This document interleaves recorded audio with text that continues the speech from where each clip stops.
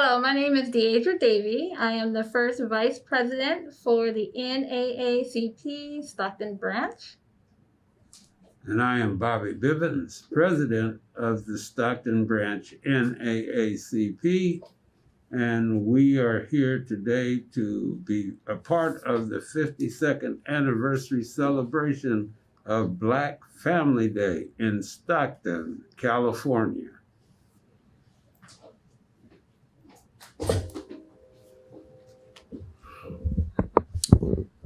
Now, the U.S. Constitution requires that every decade we count our country's population. By April 1st, every household will receive a notice to complete the 2020 census and be counted. The NAACP Stockton branch is urging you, the community, to respond to the census. Our objective is to get a complete count. The NAACP Stockton branch has partnered with the City of Stockton and San Joaquin County to target the hard-to-count community. This community includes the Black community, the Latino community, the LGBTQ community, immigrants without legal status, and every person in the United States is counted, including babies and children, foster care youth, incarcerated people, college and university students, people in nursing homes as well. So what is at stake? When we are undercounted, our communities are underfunded and underrepresented politically. Over $600 billion in federal funding annually goes to state and local communities. Every issue that we as a Black community are concerned about is affected by financing that comes from the census. This includes Title I funding for schools and education, classroom sizes, breakfast and lunch program, Head Start, healthcare facilities, the number of hospital beds, Section 8 public housing, food security, SNAP, AmeriCorps, and so forth. It also affects a number of Congress people that we represent in our area and electoral college votes we receive for presidential elections. Census data is also used as, can I start over? Okay. So census data is also used as I'm gonna ask you to start like clean from census, take a pause, and then start. Okay. Census data is also used as genealogist to trace ancestry and family origin. So let's talk the numbers. Currently, we are at a count of 62.1% in the city of Stockton. In 2010, around the same time, we were at 64.4%. In San Joaquin County, we're currently at 64.3%, and in 2010, at the same time, we were around 66.5%. 2010, San Joaquin County Black community had a low census count. So in the last census, nationwide, over 3.7 million African Americans were left uncounted. So it is imperative that we do not leave the funds on the table. The funding can truly change our community. Now, starting August 9th, people who have not responded to the census will receive Notice they will receive door knockers. They will have people coming to their house so that we get a complete count. And the additional importance of it is that every person is worth $1,980 per year, totaling $19,860 over a 10-year period. So you don't want to miss your $19,000 over the next 10 years worth of services in the community. So we have the ability to create the future that we want to have in our neighborhoods, but we have to be counted. We have to be civically engaged. Once we are counted, we have to make certain that our family and friends are also counted. So there are only 9 questions for the census. This will literally take you less than 10 minutes. During the 2020 census, the Census Bureau will never ask you for your Social Security number, money or donations, anything on behalf of a political party, your bank or credit card account numbers. And additionally, there is no citizenship question on the 2020 census. So you can respond in one of 3 ways. You can respond online at www.2020census.gov, by phone at 844-330-2020, or by mail. If you received a paper questionnaire, just return the census form by mail. Some activities that the NAACP Stockton branch has done to reach out to the Black community is we have posted information on our social media sites at Facebook, Instagram, and Twitter. We sent email information. We give information at our membership meetings and meetings with different organizations. We have done a car canvas. We have did door knocking with door knockers, phone banking, and contacted the local Black churches. So the NAACP Stockton branch challenges you to complete the census as soon as possible. If you have completed the census, make sure that your family and friends have completed the census. We currently have a challenge for everybody to reach out to 20 people to make sure that they have completed the census. We're asking the pastors of every church to participate in the 2020 challenge, and along with the Church 75 program that we have for the voter registration and voter education that Professor Ibn-Ward spoke to. We also have the 2020 Census Challenge for each pastor to get each member in his church to reach out to 20 individuals that are in their family. And it's okay if you get asked a question once, twice, 3 times, as long as the information gets in. And for those of you that have family members that come from other countries, be it the Caribbean or from Africa or from Europe, wherever, the citizenship is not a requirement. We just need to count the number of people so that we get the representation from our congressional representatives. We may get more representation if we get more numbers in. We also know that the census information does not go anyplace. Let me repeat this. It does not go anyplace but to the Census Bureau. No other organization or agency can have access to that information. So again, I'm supporting what Deidre is saying and what Evan has said. As the president of the Stockton branch, we ask that you please fill this out. It is important for our community. Otherwise, you're going to be having raggedy roads, you're going to be having worse conditioned schools, and we're not going to have the kind of medical care or medical services that we need from the census. The NAACP is involved in all types of programs. You say, why are we involved in the census? Why are we involved in voter registration, voter education? Because those things directly impact the Black community. The NAACP is the National Association for the Advancement of Colored People, but we say colored people come in all colors.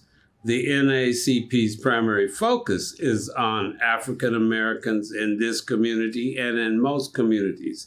However, the founders of the NAACP were 50% Caucasian and 50% Black. So the NAACP is not a Black organization. And as we have moved through the civil rights struggles from 1909 to today, we have had all types of people, ethnicities being engaged in the right for Black people in America.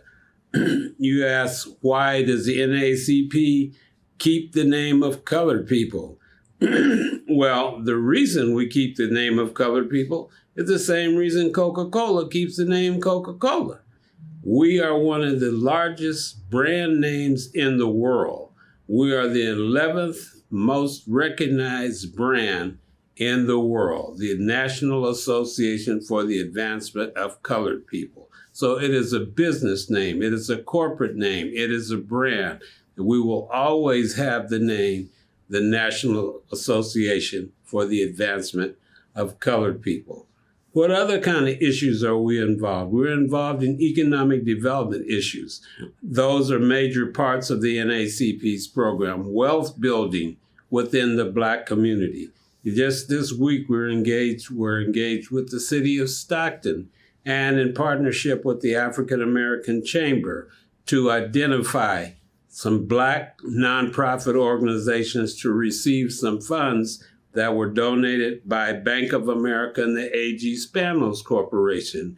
Yesterday, there was an announcement, $165,000 is going to the Black community for nonprofit organizations. So those were listed and they will be listed again. And if you look in the newspaper, you will see them. We're involved in housing projects. Deidria is not only the vice president of the NAACP, but she is also the president of the Central Valley Realtors Association, which deals with housing issues for Black people, housing advocacy for Black people, housing development, fund generation, so that the Black business people that are in the housing industry can be a part of this multi-billion-dollar trade and industry. They're not just engaged in the developments, but in the selling, but also educating people on what you should do to buy a house, but more importantly, how do you maintain a house? So there's a partnership between the NAACP and the Central Valley Realtors. You just heard me speak of a partnership between the NAACP and the African American Chamber of Commerce. We're here in partnership with the Stockton Black Family Day. We partner with organizations throughout the community, the nation, and the world. Some of our major programs are related to health. In this country, to get the promotion and cures for AIDS, the NAACP was the organization that was out there fighting for AIDS and AIDS education. When we had the LGBTQ issues, the NAACP is the one that at the national level and at the state and local level fought for equality for gay and lesbian people, in spite of the fact that we are tied to many churches, church organizations, and some of the clergy were unhappy with that. But we believe that all people deserve to have their equal rights and civil rights, and nobody should be violated. We deal with it from a civil rights matter. We don't get off into the religious or the moral fiber. We just know that everybody deserves to have their civil rights not violated. We're also very much involved with the youth.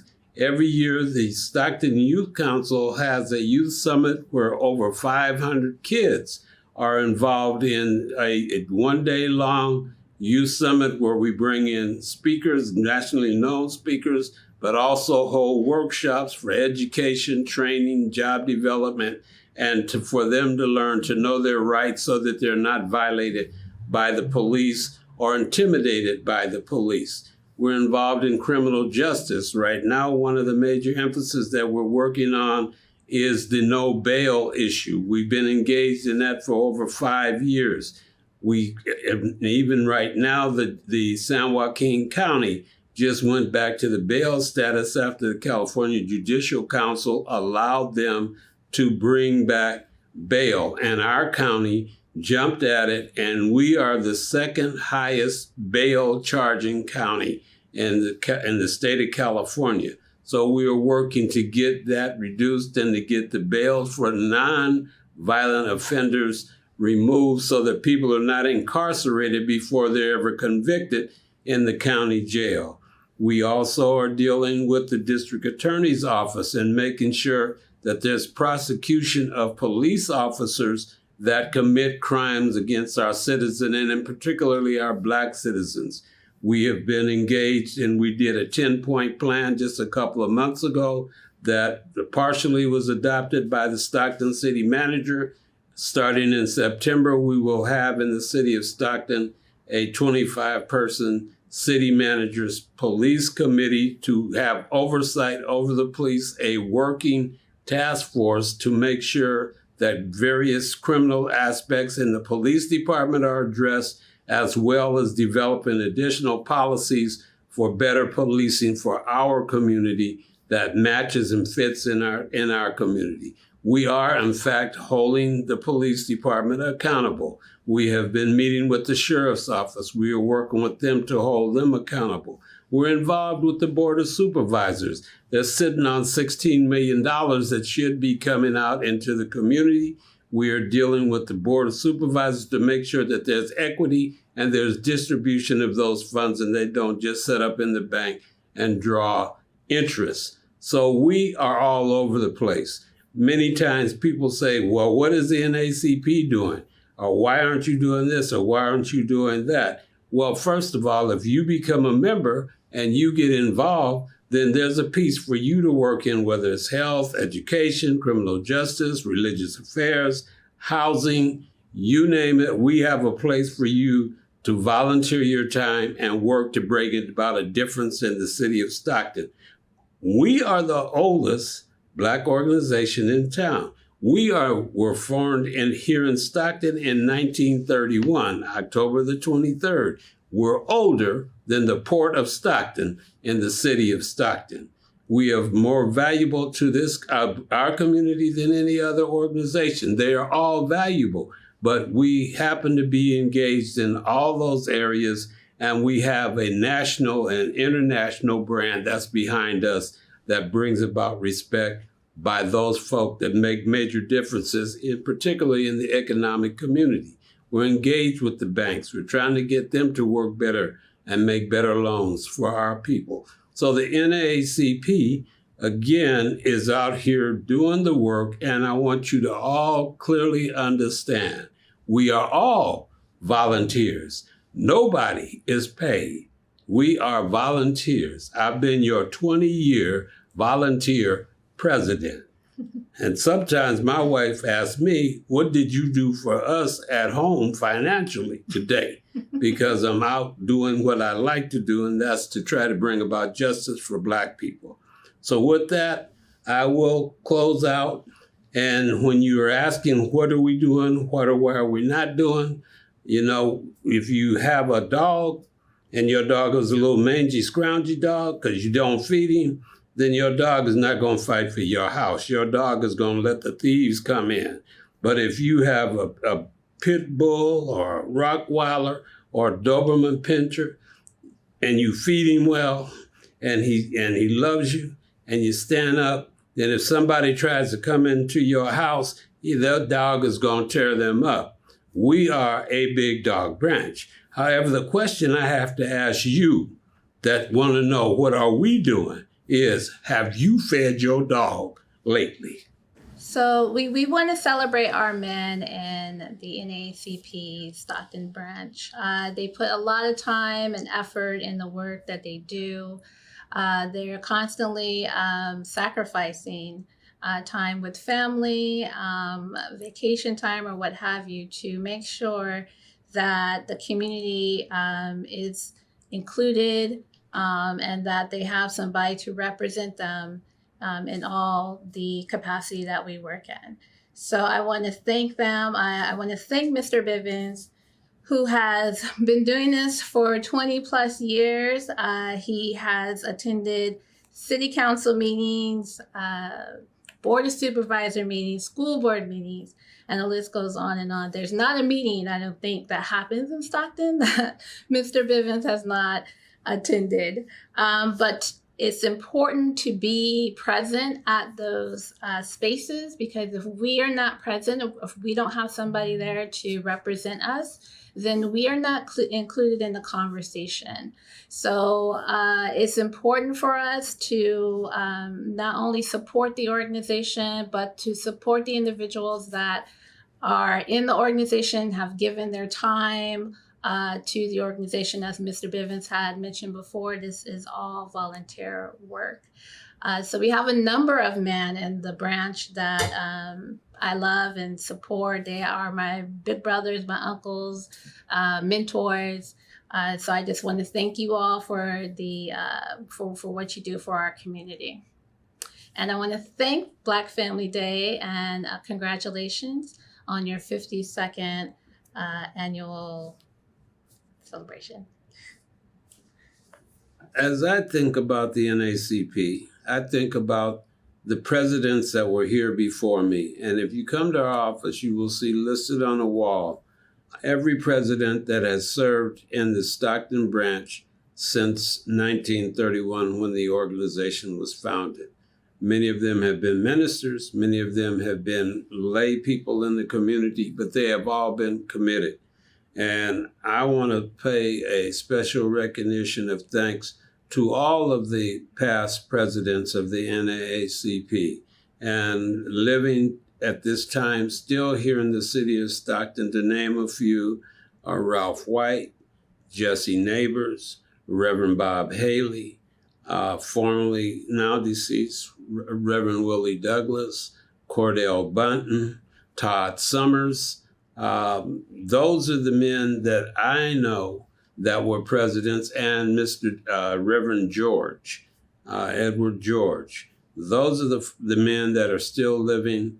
And I missed one again, Mr. Percy Barrow, that are all alive, most of them elderly, but they served the NAACP in Stockton prior to my serving.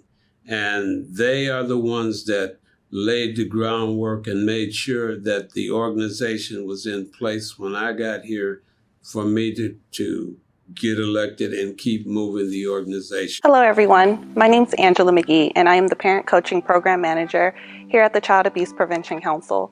First off, I would like to thank the organizers of Stockton Black Family Day for allowing us this platform to share about the amazing services we offer here at the CAPC. It's no secret that due to COVID-19, all of us have been impacted in one way or another. But you should know that has not slowed the CAPC down with helping out our community's most vulnerable with quality, outcome-driven programs. In our Family Services Department, we offer a Parent Cafe program that offers support to families who just need an outlet to talk to other parents and find out just what they're going through and know that they're not alone. This program is a support group, and again, it just allows people to come together, talk about stress, talk about their children, and how to get to that next step together. We also offer some case management programs. I oversee another program called Home Visitation Initiative. Great program. What we do in that program is work with parents who have kiddos 0 to 3. This program is good because a family advocate calls weekly to do follow-up phone visits according to a lesson plan. So if you need help with your child's overall development, let's say in language, cognitive, a great program for you. We also have a new program called JourneyWorks. It's a little bit more parent-focused in that it helps mothers and dads who are CalWORKs, Welfare to Work recipients, and may have a substance use or a mental health challenge. As you can imagine, a lot of people are facing hard times. So another great program if you have a small child 0 to 5 and just need to establish some goals. Maybe you need help in those goals. Have you heard of CASA, Court Appointed Special Advocates, and another amazing program working with foster youth. So if you find yourself very compassionate and that's your niche, please do not hesitate to sign up for one of our trainings. We would like to see more people represented in that program. Diversity is big here at the CAPC. We offer services to everyone, no matter the background. So please, if any of those programs stand out, we want to work with you. We're actively enrolling kiddos right now. So if you're a parent and you need a great preschool or a child care site, please do not hesitate to look us up. We offer different locations throughout San Joaquin County that can be very beneficial for you. We also have an amazing clinical department. We offer counseling services for youth 0 to 18. If you are a youth yourself, we have a great TAY program. If you fall into the age of 16 to 25 and you need help just guiding through life, learning about the world, maybe you need to get back into school, job readiness, that can be a great program for you as well. We also offer a suicide prevention program. So if you're a high schooler, we most likely are at your campus with that program. We have a great team who goes over assessments, screens you, and just overall gives you that support to know that you are not alone. CAPC is also a trauma-informed agency. We make it our mission to support families in our community and protect children. To learn more about the services we offer, please call us at 209-464-4524. This number can be reached 24 hours a day. We can also be reached on our website at www.nochildabuse.org. Thank you for your time. Hello, my name is Manny Alfonso. I'm a registered nurse, a clinical nurse specialist out of St. Joseph Medical Center, a Coleman Spirits Health partner. And on behalf of St. Joseph Medical Center and the Healings in Motion, it gives me pleasure to present to you and tell you some simple recognition of stroke symptoms. The letter BFAST, B-E-F-A-S-T. B stands for balance. Part of the brain that controls our balance is the posterior part, to be exact, is the cerebellum. When there's a clot that lodges in that part of the brain, we will lose our balance. The next letter is E. It stands for eye. The occipital part of the brain, which is also the back end of the brain, controls our vision. It takes a tiny clot because the eye itself doesn't take much blood perfusion to actually for us to be able to see. So if we actually have a clot that lodges into that very tiny capillaries of either eye, we will cause some eye pain, we will feel some blindness, and maybe some blurred vision. The next letter is actually the letter F. F stands for facial droop, face on either side. If a clot lodges on the right side of the brain, we will feel the weakness on the first half or on the left side. So left facial droop is actually one of those symptoms. Our tongue will be hanging out and we won't be able to actually speak correctly. The next letter is A. A stands for arm weakness. Like I said, if a clot lodges on one side of the brain, the other side actually suffers. Again, if the clot lodges on the right side, we will have perhaps weakness or paralysis on the left arm. The next letter is the letter S. S stands for speech. Speech is controlled by the temporal and the parietal lobe of the brain of each hemisphere. The temporal lobe and the parietal lobe allows us to be able to pronounce and enunciate each and every word of the alphabet, and we are also to construct words that we are about to say. So if there's clots lodged on either one of those areas, we will have slurred speech. The last letter is T. T perhaps is the most important letter of this particular mnemonic. T stands for time. Do not waste time. Call 911 so the EMS, our paramedics, can bring you to the nearest hospital, the nearest emergency room, so you can receive the appropriate care.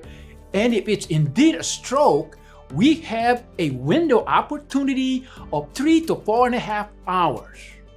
If a clot lodges in there and you meet the qualification, we will administer the clot buster as long as you show up on time.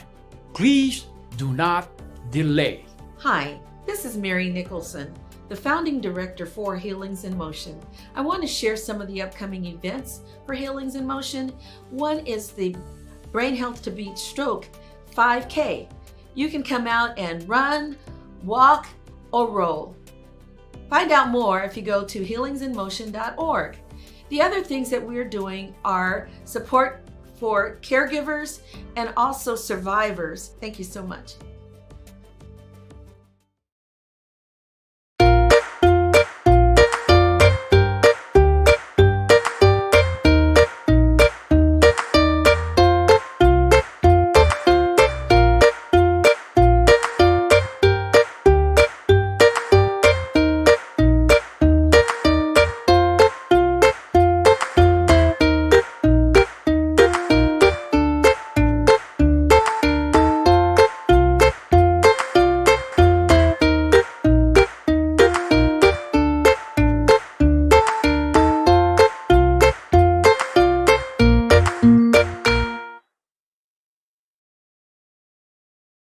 things that bring me joy.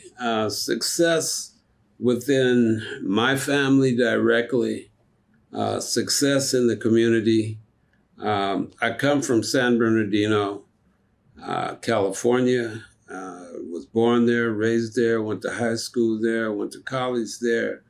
I ran a vocational school for 17 years.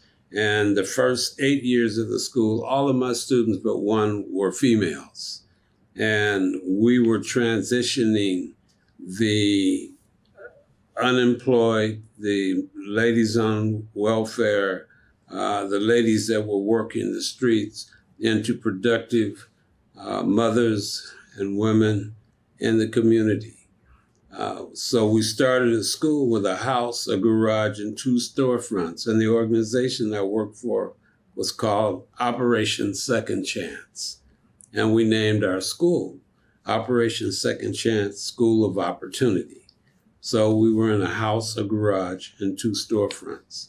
And the first graduating class that we had, and I think you have to be able to understand that many people in the community didn't think that this was going to be a successful venture. And we took a non-traditional approach. We had a house, a garage, again, and 2 storefronts. We had a general education in a house. We had throw pillows all around the floor, no desks, no normal classroom structure, just a total laid back, unorthodox educational setting. And then we taught typing, shorthand, bookkeeping, and every student that didn't have a high school degree, we got them a GED within their first 6 weeks.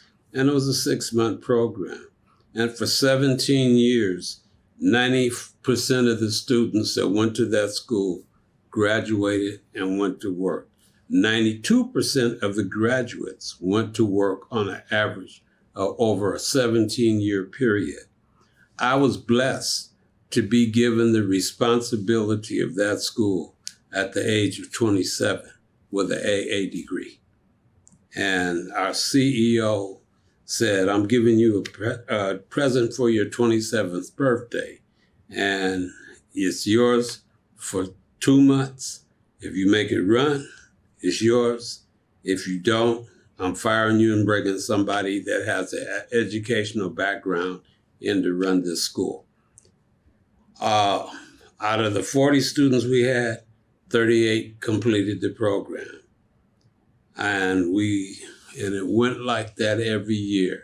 But the biggest joy was seeing the children come and see their mothers graduating and we had a formal graduation at the city hall, caps and gowns, graduation music, the whole 9 yards. But the children seeing their parents graduate and go to work, because we also did job placement. And we followed up on them for a year to make sure they were successful. Those were the happiest times in my life. And that was something that God put me to do. I got married at 18 years old. I had a child at 18 years old. I went to work in the aerospace industry at 18-year-old. So in the summer of 63, I graduated from high school 1 week. I got a job in 2 weeks, and I got married 4 weeks later. And so me and my first wife had 2 children. We stayed together for 23 years until she passed. And I actually had 3. And my oldest son, and he and I were together, and I was a single dad for a little while. And I met Lawana, my wife. She was a deputy city manager right here in Stockton. And at the time, I was a contract compliance administrator for San Bernardino County government, recovering from my first wife dying. And I went through a very bad time. I got addicted to alcohol during this time. I was really tore up. My wife and I grew up together. My current wife stuck with me. We got married. My mother told her she didn't want to marry me, but she did. And she pulled me through and stayed with me as I went through my recovery in terms of my hurt, my pain, my being tore up from my wife dying. And the interesting thing is she looked to have a man that was Christian, church-going, and didn't want to have a person that was addicted to alcohol or drugs. And before I knew it, I was addicted to alcohol. So we worked through it, and in time, I even went through a couple of treatment programs, got kicked out of them, got kicked out. And one day the counselor made me angry. Had a contract, I was working in the Bay, I'd be a little late, and he told me, I don't want you in here. Well, the group, and anybody that's gone through a recovery program knows that the group generally has a vote to whether you stay or go. The group voted for me to stay. The instructor counselor kicked me out.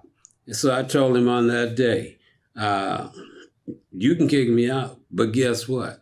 I'll be clean and sober from this day forward. I don't need your program. I don't need you. I don't need none of this. I got what I need. You know what I got? I got a guy named God. And literally from that day forward, I started my recovery. Well, my wife was there to help me with my recovery. But in my process of going through, she said, I didn't marry a drunk. I didn't intend to be married to a drunk.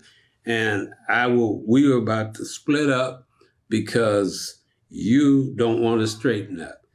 Now, mind you, I'm still suffering from the recovery of my first wife that I knew all of my life almost. But the day that I stopped drinking and the day that I was able to feel confident that I had made the turn on the corner, and she gave me a hug and a kiss, and she said, this is who I married. Probably is one of the happiest days in my life. I have a beautiful wife. She has a beautiful spirit, and she's independent, and I'm independent. And sometimes we hook up, but we know that we're hooking up because we're going down the same path. I say that to say that a lot of times men don't realize what they're going through and how hurt they are. The previous guy named Bobby Bivens always had an attitude that guys should have a wife, maybe a girlfriend on the side. And if something happens, you keep rolling, you don't stop. Well, took me 10 years to recover, and I'd have never thought that would have been me. And 5 of those 10 years was with my wife, understanding that I'm going through recovery and never feeling or fighting the love that I still had in my heart for my first wife while I was loving her and our love was building. So I've been a blessed man. I became a deacon. I became the church guy that she was looking for, but not to satisfy her, but that's because God chose me to do this. And so I became a deacon. I was an athlete as a young man. I was very popular in my community, and I did a lot of things. And like our mayor here, I see him and I see me back there, because we took a house, a garage, and a storefront and built a 30,000 square foot high-tech facility that was voted by the State Board of Education, the top vocational school in the state of California, run by Black folk in the Black community with multi-ethnic students. That was a happy day. And this was an organization that had no money. We had no money. But we were able to go and convince the mayor of our city to give us a sign-off, a grant that the city wasn't going to take. And we went to Washington, D.C., met with the government people, got it. And they told us, we're going to give you this building that you want to build under these conditions. You go home, and in 30 days, you purchase the land. You get an engineer to survey the land. You get an archaeologist to make sure that this is not a Native American burial ground. You get a facility designer to show how the interior of the building is going to work. And you get this all done and fill out this thick application that the Economic Development Department for the United States Department of Commerce said to have done, and back to them in 30 days. And you can have this $500,000 to build phase 1 of this program. On the 29th day, we put that booger on a plane, sent it to Washington, D.C., And we built from there a 10,000, 20,000, 30,000 square foot high-tech center. And in that day, we were doing robotic repair. We were too far ahead of ourselves, and we got wiped out by the power structure because they didn't want to see no black folks being successful. And we had the best success rate in the whole county in the state of California, and we got killed because they didn't want success in the black community.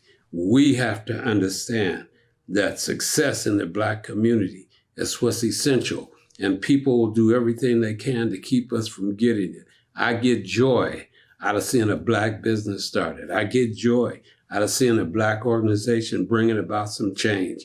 I get joy out of that young black man that's in the city hall by the name of Michael Tubbs. I get joy from my sons that I go to the nation's capital and they're walking us all around the Capitol, to the White House, to the Supreme Court, and all these places. And the real thing is they pick up the phone, they call and they say, "Pops, what's up? What about this? What about that?" And the same with my girls. So my family brings me joy. It has taken me a long time as a man to learn that my real joy is in my family. But my family is just not the children in my house and my wife, but the black family is my family.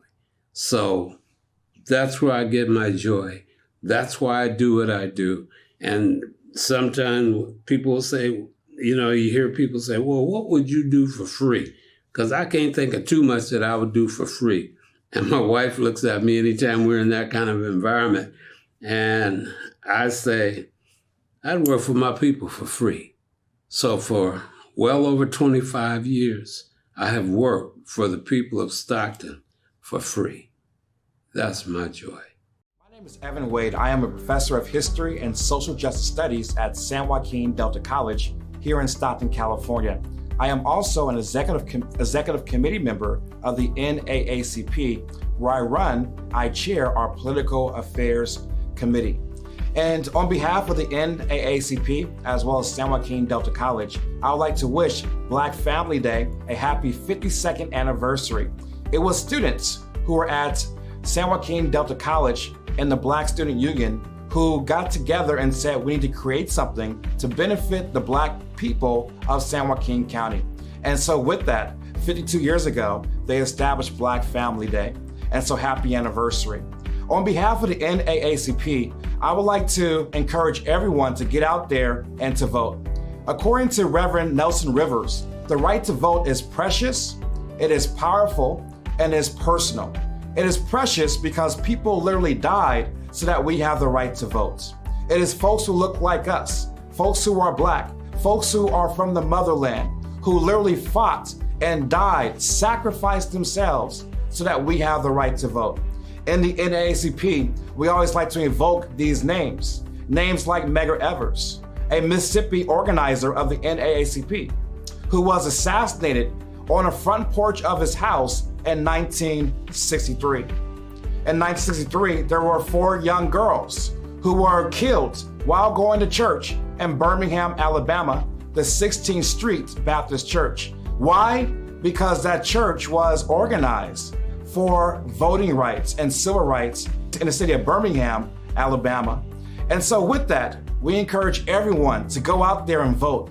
The right to vote, it is precious. It was something that was, according to Reverend Nelson Rivers, it was blood bought. But also we encourage folks to go out there and vote because the vote is powerful.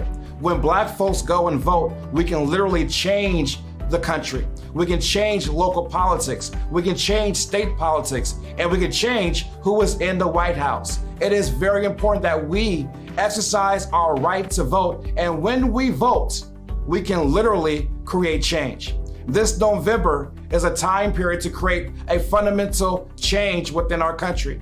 This election time is a wager of America's conscience. Where do we stand as America? Where do we stand as people in Stockton? And so there are different people running for office, some who represent us and many who do not represent us. And so it's very important that we recognize the power of the Black vote. But also recognize this, the Black vote is personal. When I was growing up, my grandmother emphasized the power and the preciousness, but also the personalness of the right to vote. My grandmother came from Arkansas, and where she came from in Arkansas, Black folks were denied that right. And so every day when it came to election time, she would gather her children and her grandchildren. She said, I don't care how tired you are. I don't care what's on TV. I want you to go, and we're gonna all as a family walk to the precinct. And so as a young boy, 8, 9 years old, I see my grandmother, I see my mother, my uncles, my auntie going out and exercising the right to vote. The right to vote, it is personal in my family, and it should be personal in your family as well. And so with that, we encourage you to go out and vote. This year, voting is going to be a little bit different. We are in the midst of COVID. And so as we're in the midst of COVID, I want you to check your mail closely. You're going to see in your mail a ballot. Everyone in San Joaquin County, if you're registered, you get a ballot in your mailbox. And if you moved recently, you want to check with the registrar of voters and update your address so you get that ballot. And by way of getting that ballot, you'll be able to vote. And voting this year starts by way of ballot on October the 5th. Now, if you're not registered to vote yet, or if you change your address, it is very easy to update your information and to go out there and to vote. The NAACP, we're doing a voter registration drive, where literally, if you go to our website or our Facebook page or Instagram or Twitter, you'll see a code. Just take a picture of this code. It will walk you through the steps so that you can go and register to vote. And so again, we encourage you to go out and vote, because the vote for us Black people, it is precious, it is powerful, and it is personal. My name is Arthur R. Coleman Jr., and I'm a music teacher in Stockton. I've been teaching music for this is 40 years. I've been teaching for 40 years. I was born and raised in Stockton. I was born in French Camp at the county and raised in over by Lincoln Street, Mosswood area. You could walk to McKinley Park or walk across the field to Conway Homes, or get on the levee and go to what we call Plum Nelly, but that's a whole nother story. Odell area, all right? So, but I'm a local boy. I love being from the city, and one of the reasons I've never left is because there was somebody around here that I was familiar with that was in the school system that made me feel like I belonged, and that I could get through it, and I could be okay after I did that. So that's me. I went to school in South Stockton, Taft, Marshall, and then all my friends went to Edison, and then I went to Stagg. So I had friends all over the city. So when we did events like football games and concerts and things of this nature, I had buddies everywhere because I kind of lived everywhere, and that hadn't happened a whole lot prior to my generation, my time period, my era, because most of Blacks lived on the South Side and then they migrated out north, but we didn't know a whole lot of people, and not initially. So yeah, so a teenage fond memory would be just being a part of the social scene. That was some of the first blending of cultures that happened in Stockton socially. Yeah, going to see concerts and with mixed cultures, and going to being a part of the local scene. McKinley Park was kind of a pivotal space on the South Side back in the day. And when my sister and Tommy and them all started putting together Black Family Day, one of my first memories was, going over there and being a part of those very first Black Family Days, and how proud we all felt of it, of being a part of it, and how everything felt like that we mattered, because there's so many things that prior to then that we didn't realize they weren't set up for us to not feel like we mattered. But when things like that started coming around, it was a good thing. Well, Lula, my sister Lula, was she had a radical side. She would go back and forth to Oakland, and then that her and the Black Panthers, they did that thing.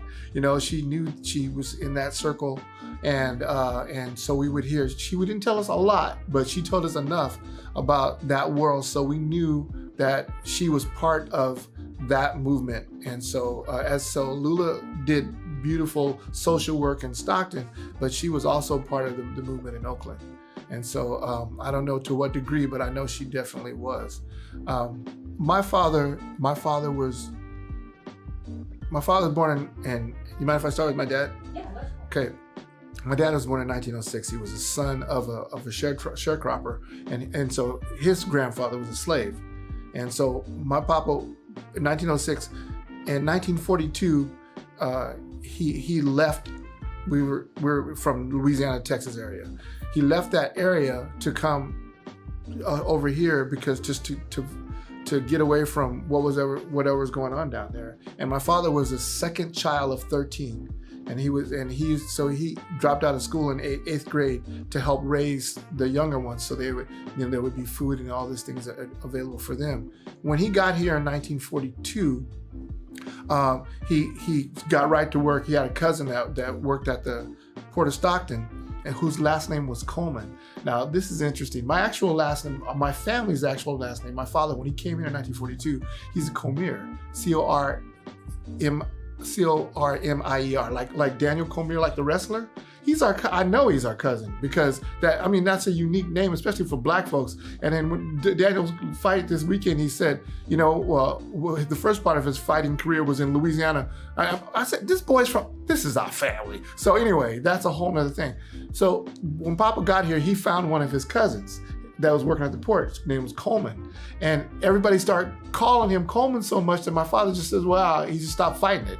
And they started calling him Coleman. So I am really, literally, my last name should be Cormier or Cormier.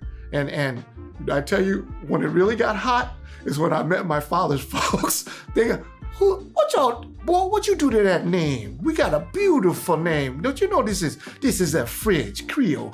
They went on and on. And boy, Auntie, I didn't do it. Papa did it. So, but that's a fact. My origin last name was Cormier. But we've been Coleman ever since 1942 because Papa came here and the connection with the Port of Stockton, and then Papa got lots of folks to work. Then from there, my father started his ministry, and in his ministry, my dad started his ministry in his home, and then he got a little bit bigger. You know how we do, storefronts, et cetera, et cetera. But you've Reverend Stallworth, Bishop Stallworth. Bishop Stallworth started his church in my father's church.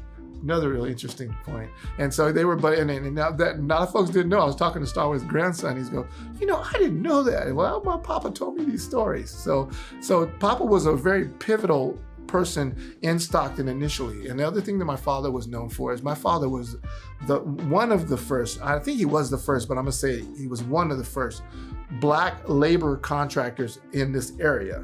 He had a business where he had a bus, and he would go get people, put them on the bus and take them out to the fields, and afterwards they would pay him. But he was a businessman. He got paid from the farmer, and then he paid Black folks and Latins and white folks, whoever worked for him. But as a result of this, what my Papa did is that he became that extended father for the neighborhoods. He would take young Black men in the summertime and talk to their parents, say, I'm gonna take these boys out, I'm gonna teach them how to work. And they would work, and when they get checked, they get paid, my father would make them give their money to their mom. And he says, you're gonna learn how to treat women, and you're gonna help your family. And then whatever she gives back to you, that's what you take, and you smile about it and come back to work and work harder. So next time you give a little bit more.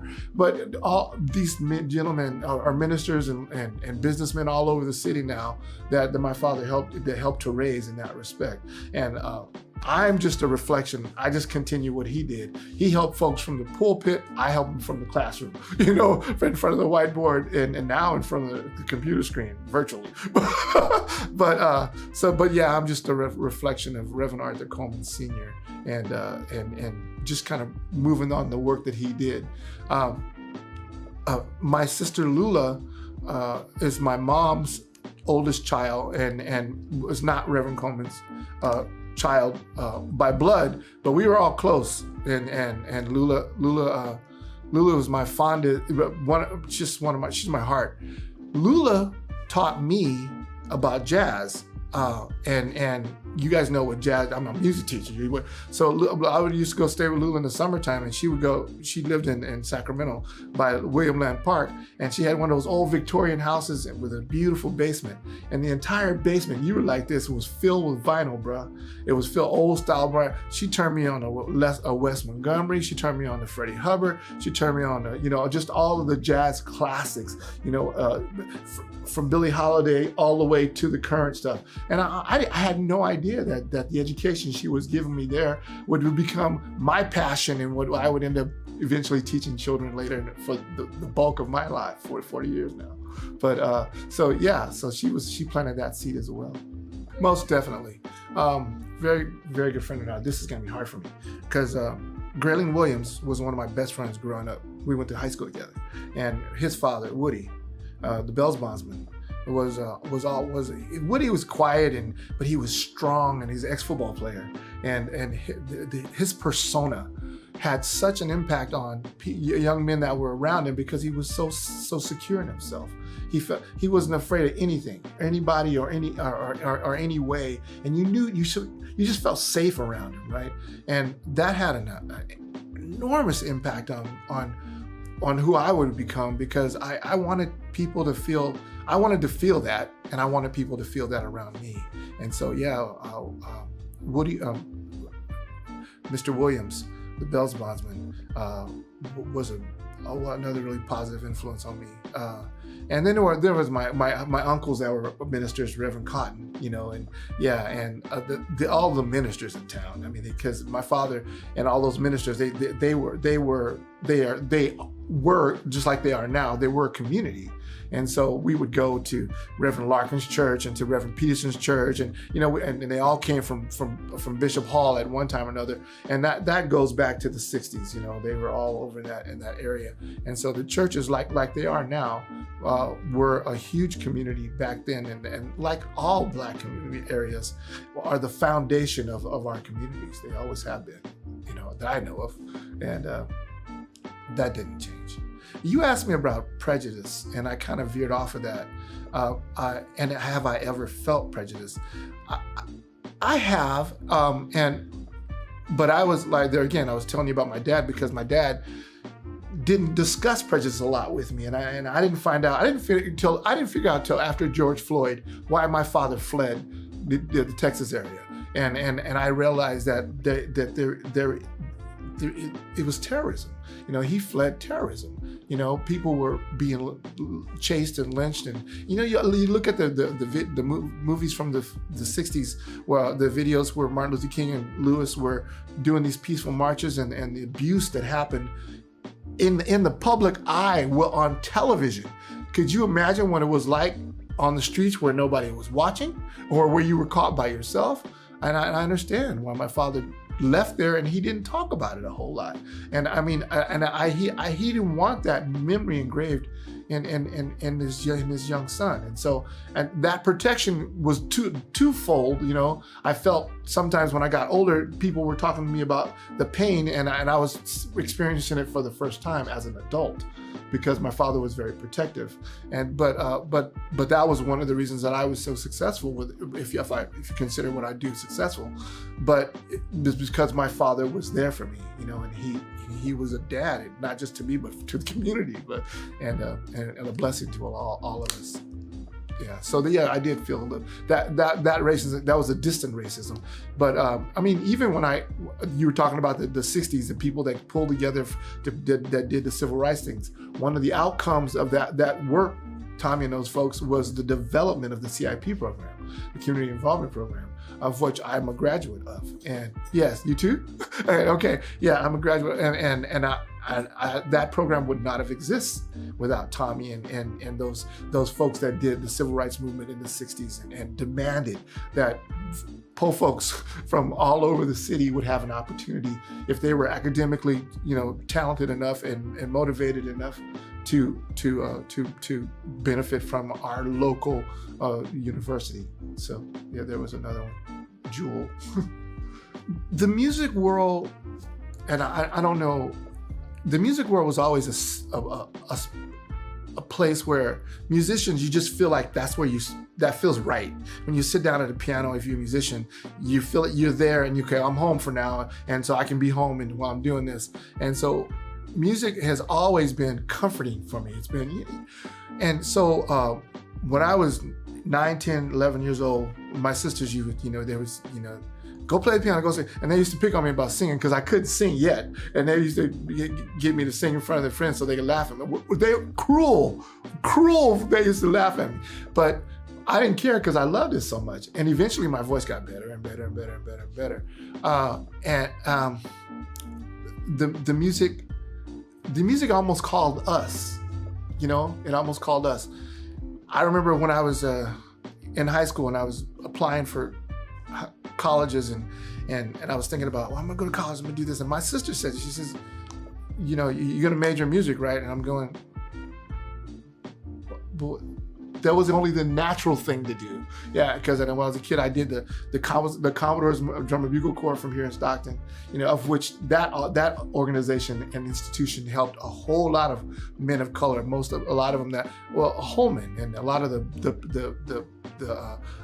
peace officers and cops came from because we were called the Stockton Police Commodores, right? So yeah, we were connected with the police department. Gene Castles, who was one of the higher ups in the police department, was the president for the Stockton Police for the Commodores, and so we had an ongoing relationship with the police department, and that's why so many Commodores were cops, sheriffs, and there's this bunch of them.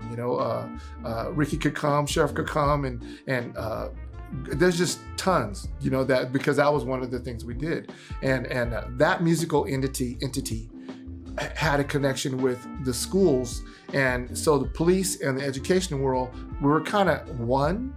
And so once I started teaching music and I figured out if you're gonna make any money in music and actually be comfortable, you're gonna either have to teach or hit it big in LA. And I don't know, I had a band when I was in college, 8-piece band, but it was more for fun. We played the Reno Tahoe things and ran a lot of local gigs around here, but that was just for fun. I had to get that out of my system. I always knew I was gonna be a teacher. 9th grade, I knew that's what I wanted to do.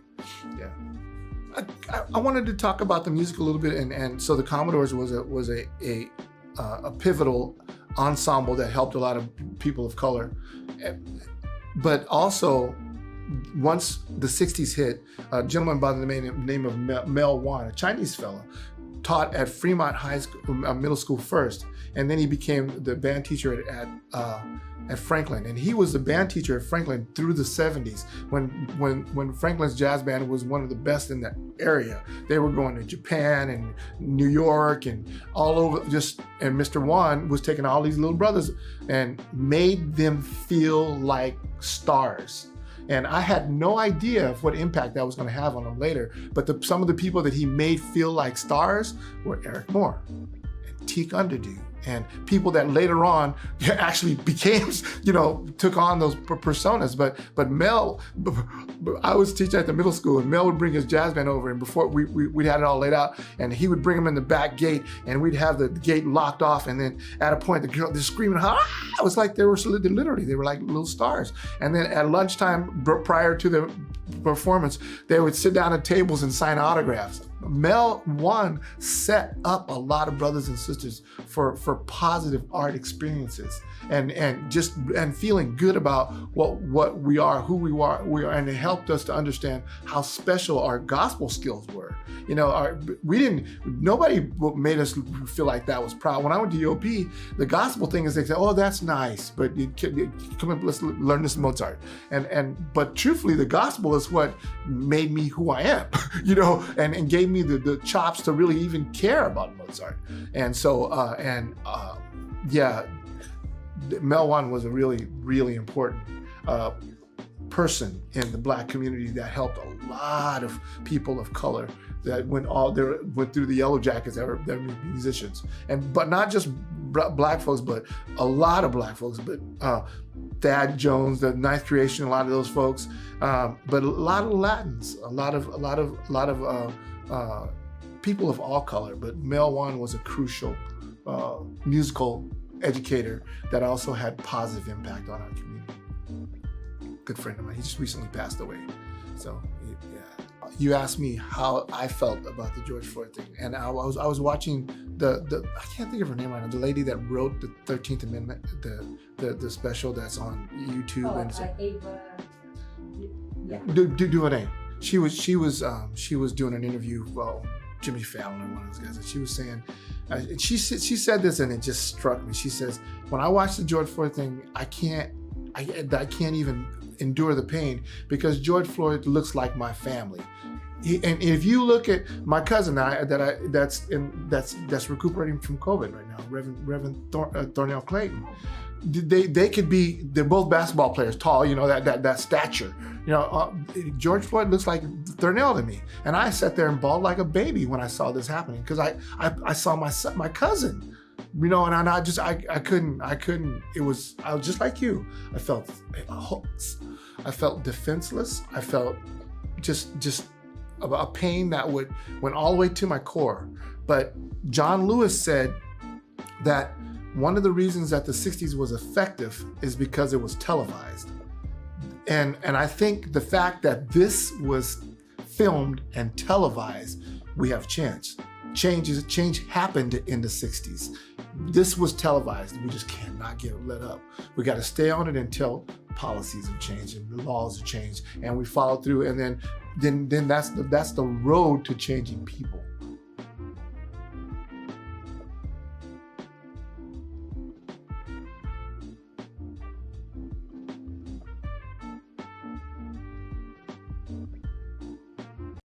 Ansar Muhammad, affectionately known as Czar.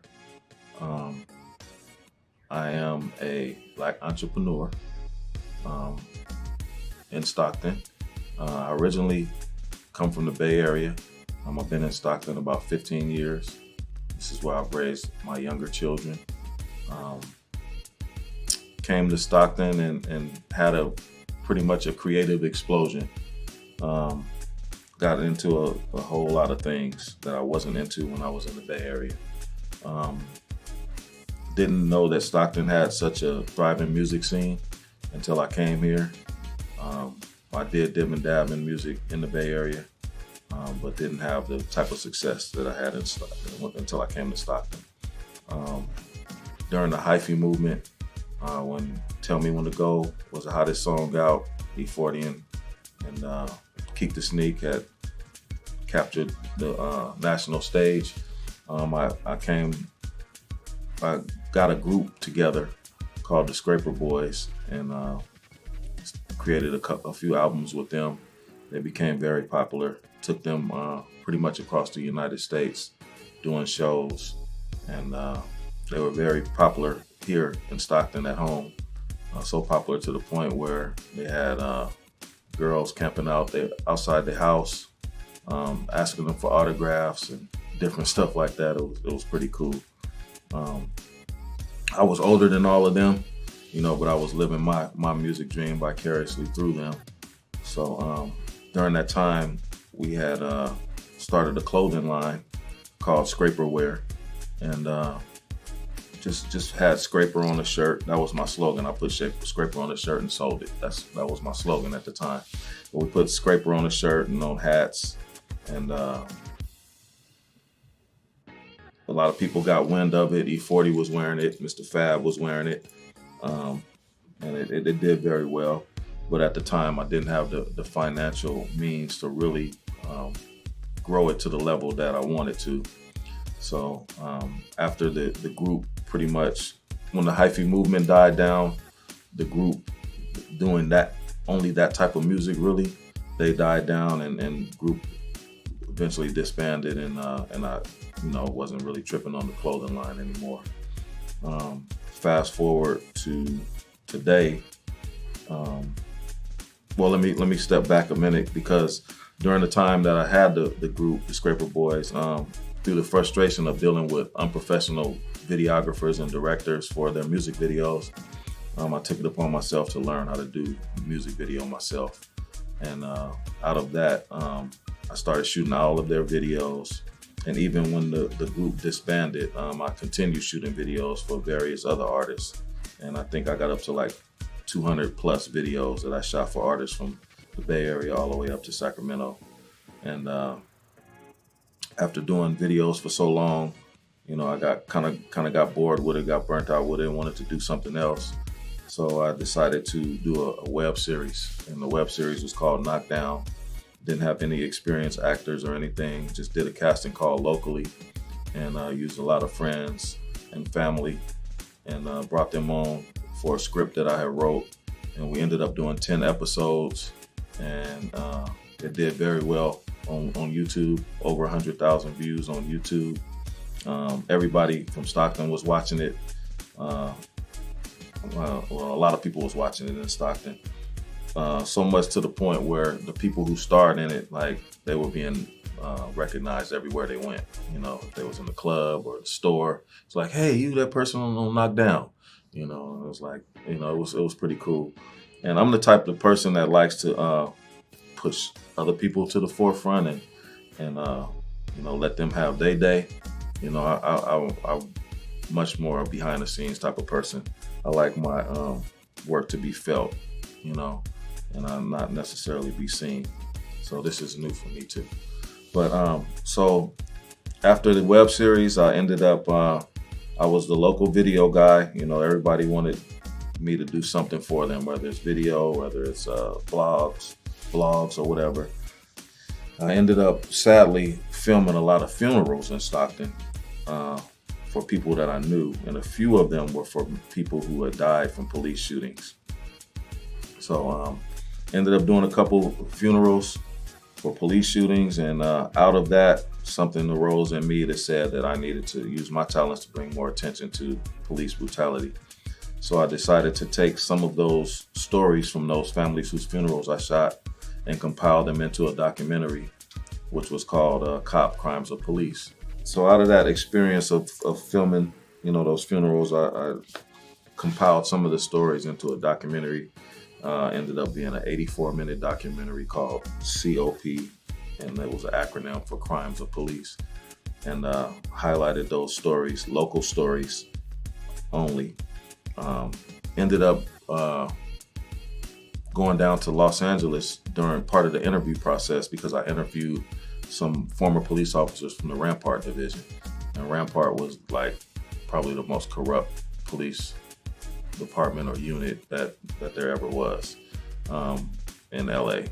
So I ended up interviewing a former officer down there, and I ran into another officer. He turned me on to another officer. I can't remember his name offhand right now. But remember the guy who wrote the manifesto? There was a guy that wrote a manifesto. He was a former police officer, and he went on this killing spree in LA.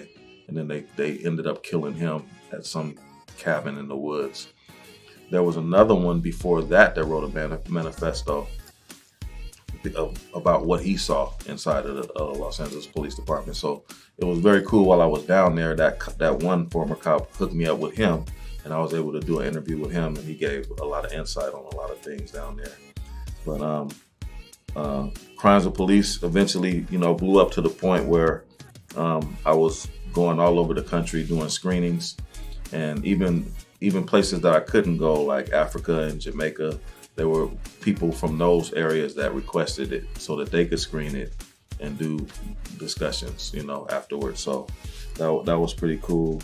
And then I ended up at the University of Utah. They flew me out there to do a open discussion and viewing of the documentary. It was just taking me to places that I never thought that I would be. And so after that, I think that the clothing thing came back to me. I woke up one night with the letters NWC on my mind. And I likened NWC to Northwest Corner. And Northwest Corner signifies the epicenter of creativity for me. Northern California the northern part of the United States. I feel like that is the epicenter of creativity, that we set trends from this spot, and I wanted that to be saw through my clothing line and expressed through my clothing line. On another note, if in Northwest Corner also in Freemasonry, Northwest Corner, there Freemasonry is based around this character named Hiram Abiff. Hiram Abiff was an architect, and he was the builder of Solomon's Temple. So Hiram Abiff, at some point when he was building Solomon's Temple, he was killed, and he was buried in a shallow grave in the northwest corner of Solomon's Temple. And it ended up being his sons who did that to him. But so through the Masonic rituals, it's all about raising Hiram Abiff from the grave. And with the master grip, it takes a master grip to raise Hiram Abiff from the grave. So that's the spiritual symbolism of Northwest Corner. I feel, through my study and my learning, that Hiram Abiff is the black man in America. And he's been buried in a shallow grave of ignorance, and it takes a master to raise him up from that grave.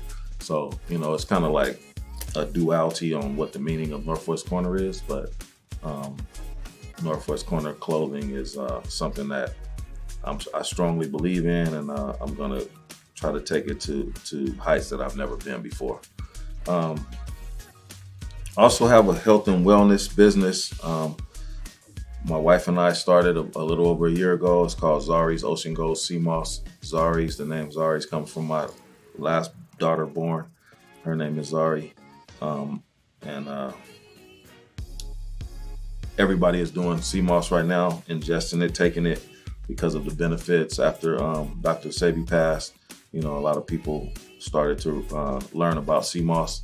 And what we've done is we've taken sea moss and infused it with other herbs, so that not only do you get the benefits of sea moss, but you get the benefits of the herbs that are also infused into the sea moss. So that business is doing very well. You and I were just talking about thriving during the pandemic, and I can say that we've been blessed to thrive during the pandemic. My grandfather always told me the more fishing poles you have in the water, the more likely you're gonna catch a fish. So, with Northwest Corner clothing, with Zari's Ocean Gold Sea Moss, I also have a day job. I've been able to thrive through this pandemic and be blessed. And through the sea moss and distributing it to a lot of people who didn't know about it, we've been able to heal a lot of people. Through some of our formulas, we've treated a lot of people that have COVID and had amazing results on recovery. And some of the people who have constantly used, we don't know of any case of COVID from people who have constantly used our product prior to COVID. So, just amazing results, and, just a great track record with healing the hood. That's what we say, healing the hood. So, that's a little bit of my story. There's a lot in between there. There's a lot prior to me coming to Stockton. But I love Stockton so much. Why I love Stockton so much is because from the ages of, from being born to 30, I grew up in East Palo Alto, California, and San Mateo, California. And I had, a very rough life, got into a lot of trouble at a young age, not having a father figure in my life. And it wasn't until, I came out here, that is when I became a man, and I was over 30 years old, and some people grow up at 30, some people grow up at 35, some people grow up at 40 and 50. And I just happened to grow up when I came here to Stockton. So I attribute it to the environment that I was in. I wasn't out here amongst all of my old friends that I got in trouble with, that I, had suffered my shortcomings with. It was just a whole fresh new environment for me.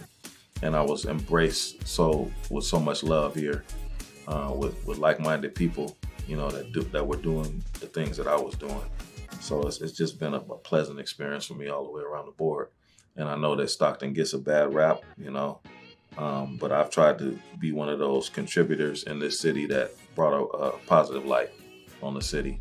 So this is where I now call home, and this is where I've raised my younger children, as I said. So though I'm not, I don't consider myself an implant. I know I wasn't born and raised here, but this is home.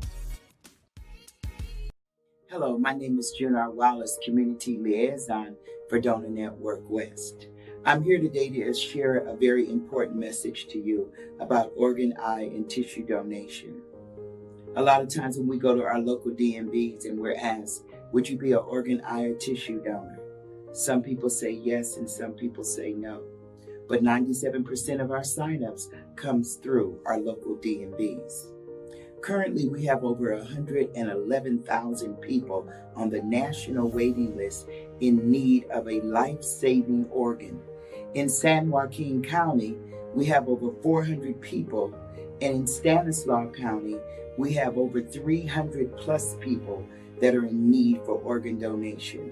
So in the state of California, we have over 22,000 people that need organs in our state.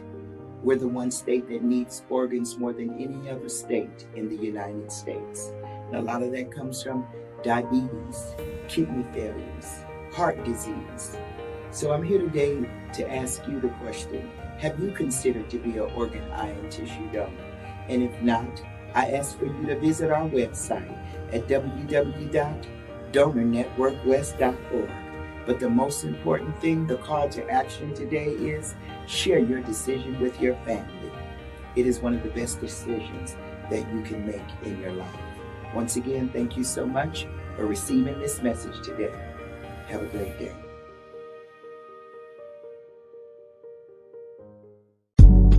My name is Charles Johnson. I'm originally born in Los Angeles.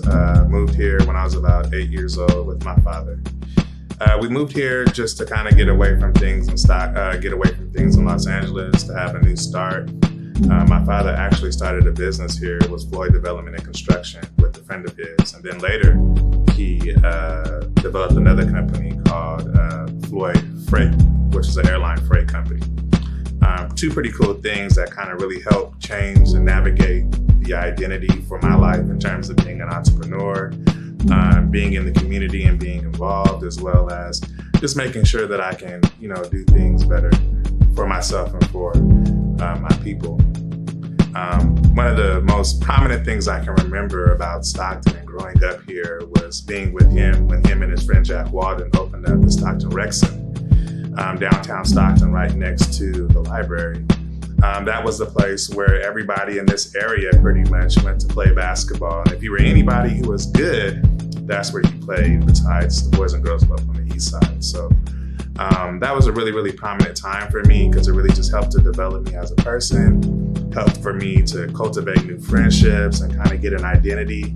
And that's where I really decided to develop and own my space as Charles Johnson. So I am most definitely a product of the community. I grew up in every single part of Stockton, from the west side, living on Occidental, to living on Flora Street, right in central Stockton, to playing basketball and growing up at the East Side Boys and Girls Club. In saying that, I had a lot of men around me who always just kind of helped influence and mold me. Just to name a few would be Lincoln Ellis Sr., Edwin Henry, my mentor and best friend, Cedric Anderson. In addition to that, just a ton of other men, Ben Reddish, a lot of different prominent men in the community. Growing up a little bit later as an adult, I began to take a different turn in terms of just learning how to become a leader. And people like Tommy Muhammad and rest in peace, Minister Willie Douglas were big influences on just how I began to learn and cultivate a little bit more from a leadership perspective, as well as having a love for African Americans in our community. And another person would be Mr. Bivens as well, Bobby Bivens. These are people who just throughout my life have really poured into me, helped me kind of see things a little bit differently.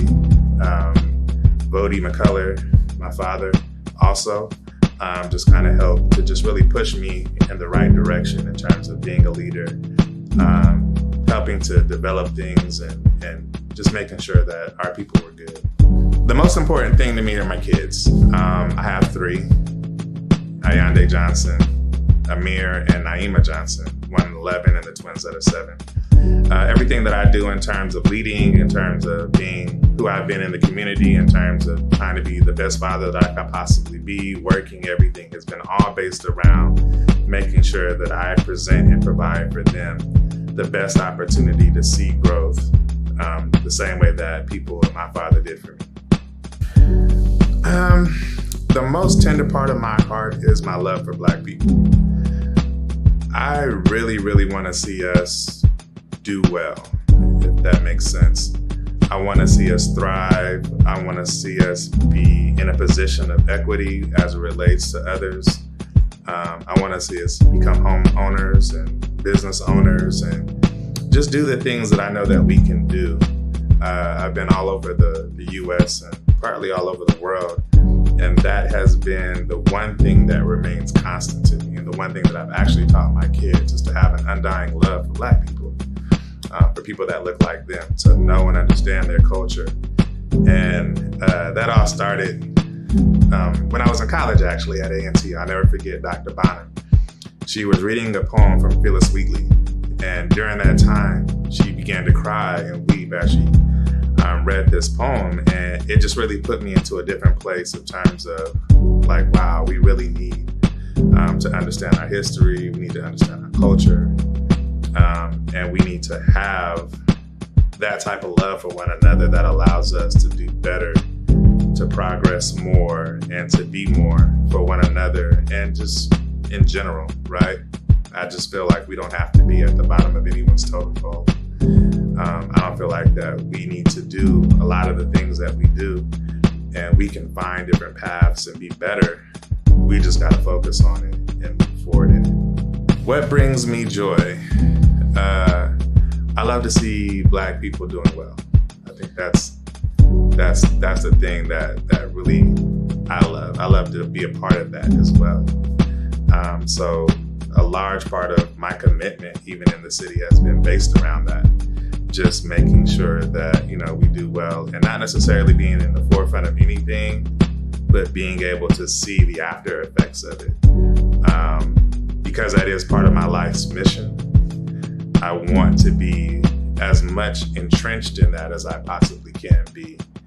And then just see people thrive, see people do well. I love to see people that I know, or even people that I've mentored, grow up and do better and be adults and have kids and raise families and be strong men and women, and then give back and pour back into people the same way that they were poured into. So here's the thing about Charles that's pretty interesting. I believe that when I die and I get to heaven's gates, God asks me one question. You know you're going to heaven. Well, we'll see. But it's that question. You at the gate, right? So you don't know if you're getting in or not. Let's fix that up, because I said when I get to the gate, I say that's what I mean. But when you get to heaven. Yeah, because you go to heaven first, then you make your way down.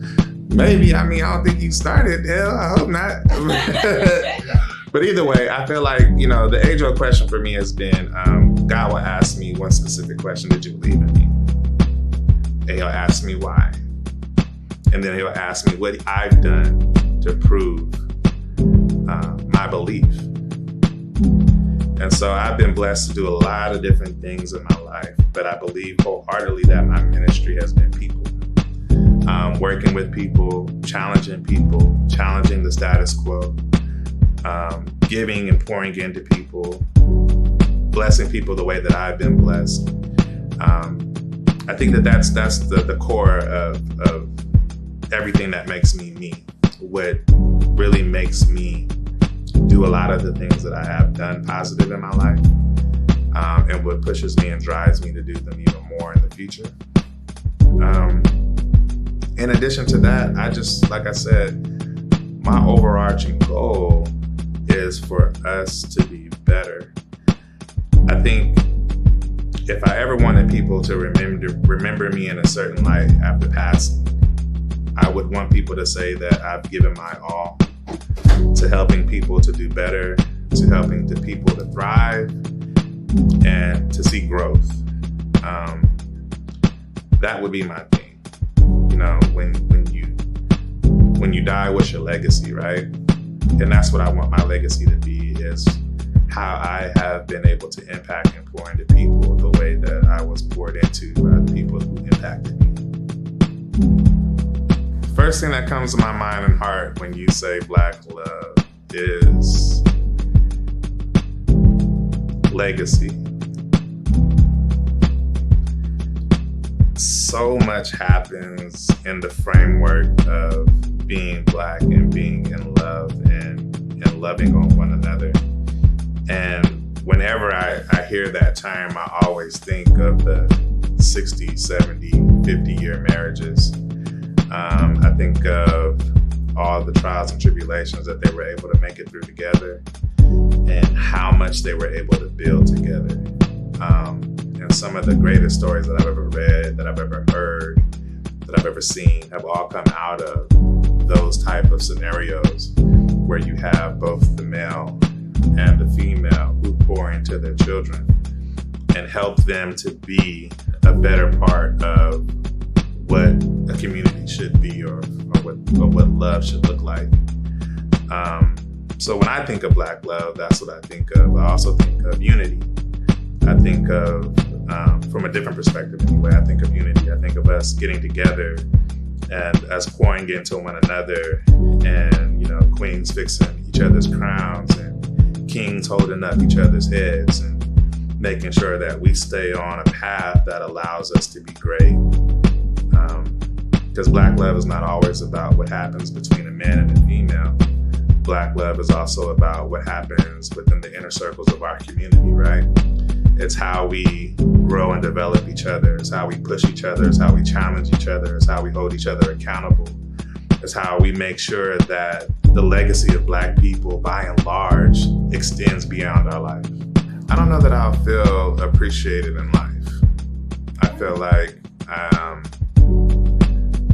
the result of what my kids do will be my appreciation. But how does someone now, because we talk about giving people their flowers while they're still alive, right? Well, and that's just for me personally though, right? I don't feel like I've done enough because, I mean, in truth, I'm not Willie Douglas.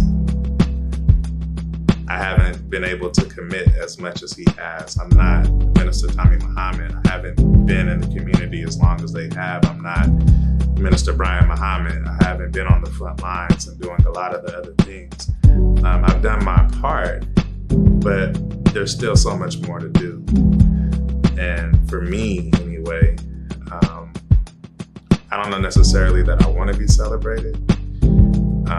If anything, I think I want to be connected, right? And I want to see the celebration in my death more so than I want to do it in my life. I know that's like a weird, not what you were looking for, but I feel like at the end of the day, the way that our Black women more specifically can celebrate our Black men is by continuing to encourage them to be great, to challenge them to be progressive, and challenge them to think differently about a lot of different issues, because we have some messed up issues sometimes as it relates to just the relationship and the dynamic between men and women. I feel like, you know, we're doing better. Black men are becoming more supportive of our women, our queens, but I feel like we can do more. But if ever there were a way to celebrate a Black man, let him know that you see him, let him know that you love him, and that you appreciate the challenges that he takes on and the burdens that he takes on for his community. Give him enough strength to be able to continue to fight the fight that he's fighting. Give him the security blanket to know that he's doing it for all of the right reasons, because he does love his people, he does love his women, he does love his culture. Just be there to say thank you, really. That's about as much as I feel feel like I need. If you see me and you feel like you want to celebrate me, just say, I see you. Say thank you. That'll give me enough strength to move forward in the way that I feel like I need to. What do I want to say to Black men? I think that's the more important question for me, right? We are in the most pivotal time in our lives. I think as Black men, we have seen it all. And we have to remember our position and our role within our community. We are the strength, we are the backbone, we are the security blanket. And if never as important as today, this is the time where we need to be our strongest. We need to be connected. We need to be motivated. And we need to move.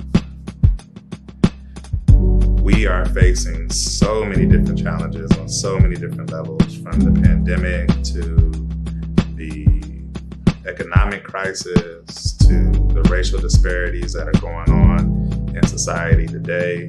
And we cannot break, we cannot fold, we cannot be silent, and we cannot be absent. We have to push forward, and we have to lead in a manner that allows for us to take and embrace this moment in a manner that will really allow us to push the needle differently. Racism does not have to exist the way that it has existed in the past, and we have to ensure that it doesn't. We have to make sure that we are raising our boys and teaching our girls, showing love to our young women, so they don't have to feel the burdens and insecurities that life puts on them just naturally. We just have to be different. We have to be a lot different. And I love to see us coming together in the ways that we have. I just want to see more of it, especially in Stockton, because we have so much to offer and we have so much to give. And we are a valuable, valuable piece within this community, if not one of the most valuable. And we have to start to galvanize and stand behind one another and move the needle for us. And the moment we begin to do it, I feel like we'll really see the push the way that we need to see it. We'll see the change the way that we want to see it. The youth will step up and in ways that we have not seen. And I applaud a lot of the young cats are getting it. They are doing their thing. I applaud the Anthony Castles and the Macalites and the Jamar Foxes and the Brother Over Balloons Over Bullets, Damar. I really appreciate these brothers for stepping up and taking the mantle. And as I guess I'm an elder now, passing the torch the way that it needs to be passed to them, but definitely them knowing that we got their back, they have our support, and we just need to come together to really see it be what it needs to be. Last thoughts. I absolutely love Stockton. I love Black Stockton. I love the women in Stockton. I love the leaders in Stockton. I love just everything that I've been able to experience in Stockton. I think it's a great and amazing place. Black Stockton has been a great and amazing place. It has been and can continue to be a great and an amazing place. I just want to see us do our part. Stockton Black Family Day, I appreciate you for, again, the 52 years of service that you provided, not just to me as a child, but to this community. People think that it's just an event. It's so much more. And it has been so much more throughout the years. A lot of stuff, a lot of conversations have come through those doors. And so what you've been able to contribute has been a great asset. And I hope as a community, we continue to recognize you and your efforts and everything that you've done as a committee and as an organization. And I just want to see you guys thrive. So thank you again for having me. I love you. I appreciate you. I definitely adore you. I love the leaders who have come through those doors. My elders, my my brothers, my sisters, all of them have been a great asset. You guys have been amazing. Thank you. Hey, Black Family Day. This is Anthony Grigsby, native of Stockton, and I'm proud to be honored as one of the men that you guys are honoring this year. Being a native of Stockton, I went to Stagg High School, grew up on the south side of Stockton. From there, made my way to California State University, Stanislaus, majored in business. I'm proud to be one of the few Black-owned insurance agencies here in Stockton. We also own World Events Insurance Solutions, as well as World Events General Agency and World Events Specialty. Through those divisions, we operate one of the only agencies that can write insurance worldwide, hence the name World Events Insurance. We've been the Bay Area Black Expo's premier provider for the last 10 years. I'm proud to say that. I'm proud to give back to the community as a high school football coach as well. And we're just here to show our young men how to be men. Growing up in Stockton, the main events that really stood out for us were the annual Black Family Day picnic and LA Day out of McKinley Park. I can remember my father and parents and grandparents always took us to those events, and it was always a community spectacle where we can just enjoy each other and never have to worry about who we were with, what we were doing. It's always a community environment. Other things that really stand out is just being a kid and being able to freely roam throughout Stockton's communities. Those were big in our day. And unfortunately, those are difficult now, but those are big memories that we had as kids, and we try to pass that on to kids now. You know, Black male teachers are hard to come by, not only in this day, but in past times. But one the first black male teacher that I actually came across was Mr. Cooley in middle school. He wasn't my direct teacher, but he took opportunities to mentor us whenever he had a chance.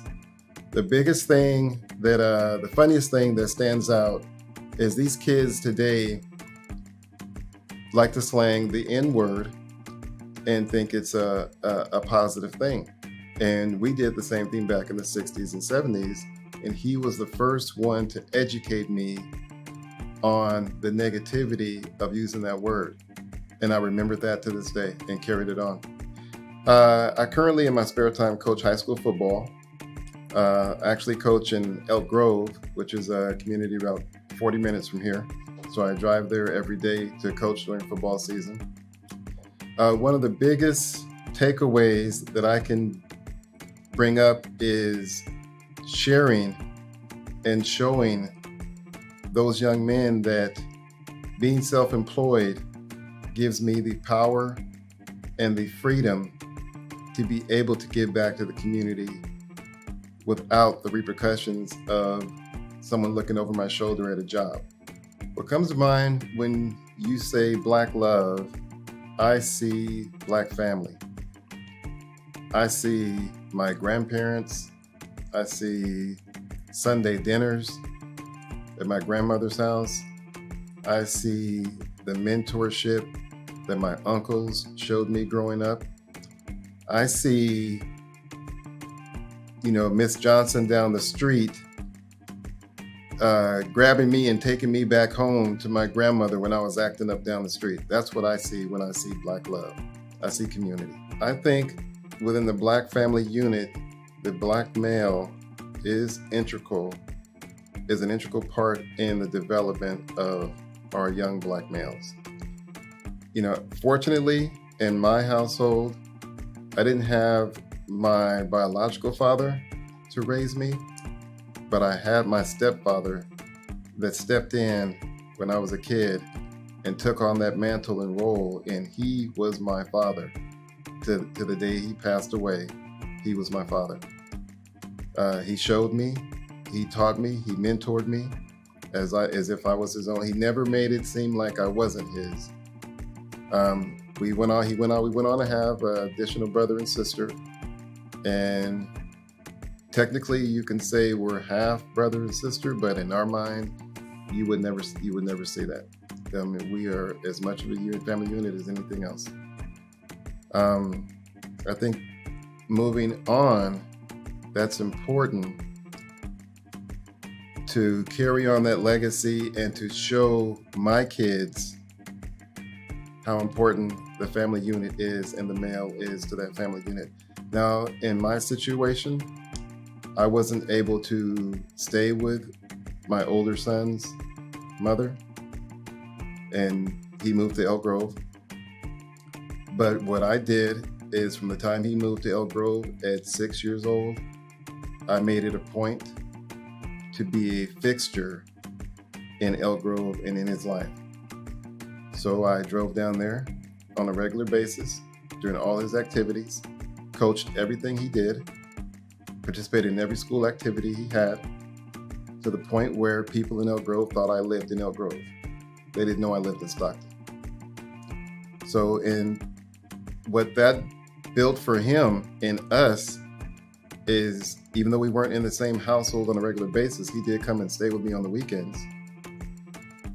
He developed my persona on the strength of the man and how to carry yourself as a man. And I gotta say, he came back and surprised me, called me up one night, and said, "Dad, thank you, for teaching me to be the man that I am." The advice I would give to young families is understand that it's never easy to keep a family together. Stick with it. Communicate. That's the biggest thing. Communicate. With my other kids and my current relationship, it is big on communication. That can either make or break a family. And that goes beyond your immediate family. You have family members that hold on to small issues that have become mountains because they can simply not sit down and talk. I don't want to sound cliche, but I want Black women to know and understand that Black men have a certain fight that we have to fight in this world. Not to say Black women don't have a fight either, because we know they do. But us as Black men have a different fight that we are fighting. Not only the battle of just being a person of color in this community, this nation that was not built for us, but being the most, I don't want to say hated, but the most targeted of individuals. So we have an extra fight to fight. And I want Black women to understand that men have to be men, and we have to know that we are allowed to be men. Women can be strong as anything that they need to be, but also have to understand, in my belief, that we were all programmed to believe that Black women don't need Black men. And they don't need that man to constitute their household.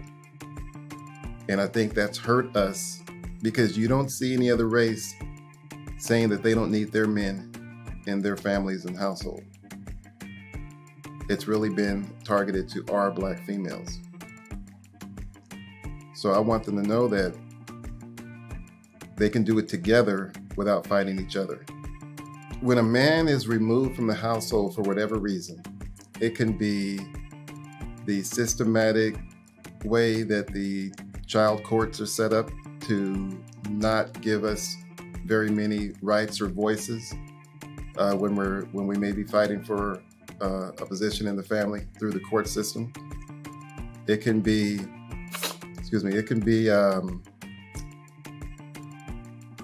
just merely the woman saying, I no longer want you in the house. And generally that means the man has to leave. It hurts a man when a man is not allowed to be a parent. That's the biggest thing. Relationships don't have to last. It can be cordial, but the child, you have to allow a man to be a parent to the child. That's what hurts, when they're not allowed to be. In my view, a man is a provider, is a protector. He goes out and does whatever it takes to take care of his family. He teaches. He's a teacher. He's a mentor. He's cliche, he's a superhero. He has to do it all. And for it to be respected as a man, you have to be willing to do those things. And if you're not doing those things, I cannot respect you, and you cannot expect a woman or anybody to respect you as a man if you're not walking the walk and talking the talk. I got them from my grandfather and my uncles. I got them from the mentors and the visions that I saw growing up. But fortunately, coming out of the 60s and into the 70s, I was able to see a lot of powerful, strong Black men, not only in our household, but also on TV. So we were able to emulate being a strong man in this community. Unfortunately, we don't see, our generation of kids don't see that too often. They don't see a strong Black male in media. So they don't have that vision or image unless it's given in the household. Family issues to make you emotional. But it's funny you bring that question up. I just spoke to a group of friends, female friends that have a speaking group that they talk amongst each other once a month. And they invite men over. This time was done via Zoom, but they invited us in to give our opinion. And they wanted to know why Black men are not emotional. And I expressed to them that we're emotional. We're not emotional to a certain degree because we're taught not to be emotional. We're taught to stand up and be a man. But in actuality, we have to know how to balance being strong and also understand how to be in touch with our emotions and our feelings. Without those, you typically cannot communicate how you feel in a situation. And it's okay to cry if the time is right. When my grandmother died, I cried like a baby. It's not one particular incident that has affected me the most. They all affect me pretty equally. George Floyd to me was a catalyst. It just happened to be a time where maybe it was a breaking point and people wanted to stand up and voice their feelings, and that happened to be the time. But as far as I'm concerned, that's been going on since the beginning of the formation of the United States. And I teach my kids the true history of not only our people, but the true history and nature of the United States. So I try to tutor them on the formation of the United States, how it operates, where we stand in this community, and how we navigate this community. I believe that these times are circling back, and I don't want to say they're good for us, but they're needed. The time in past when we stood together before civil rights was when we were forced to stand together because we didn't have any other options. And that was the time where our communities were the strongest. We developed our own economies, our own futures. Although they were always taken away, we developed those. After civil rights, we became individualists in this community, and we no longer operated as a unit. And we are the only community that does that, which has placed us in the bottom spectrum of a totem pole. I think this environment will help to ignite and bring us back with a focus on a collective, I don't want to say enemy, but a collective target that we have to work towards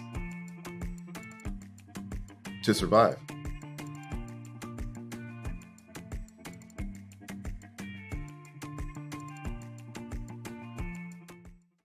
How y'all doing? My name is Jefferson Strictland. How old am I? Just turned 42 years old, born and raised in Stockton, California. No longer live here, but always come back home, very active in my community. Executive Director of Lions and Queens Incorporated, nonprofit where we just service our areas, our community, and really try to give back and try to help cause change, some of the friction that's been caused throughout the years. Well, Lions and Queens was formed about maybe 5 years ago. The intent behind it was actually, what inspired us to recreate it was a funeral. One of my close friends' brother was murdered. At the funeral, I was across the street talking to people of my generation. So as we turned around, we looked back at the church. It was our younger generation, like our little brothers, kids, stuff like that. And it was like something clicked. It was like, man, this is our fault. When I addressed it to my friends, he's like, what do you mean? I'm like, man, they're just following our footsteps. I was like, our actions caused this. And if anybody's gonna fix it, it has to come from us. It has to come from the ones who helped cause it. And from there, I was like, I gotta do something to at least attempt to make my wrongs right. And Lions and Queens was birthed out of that thought.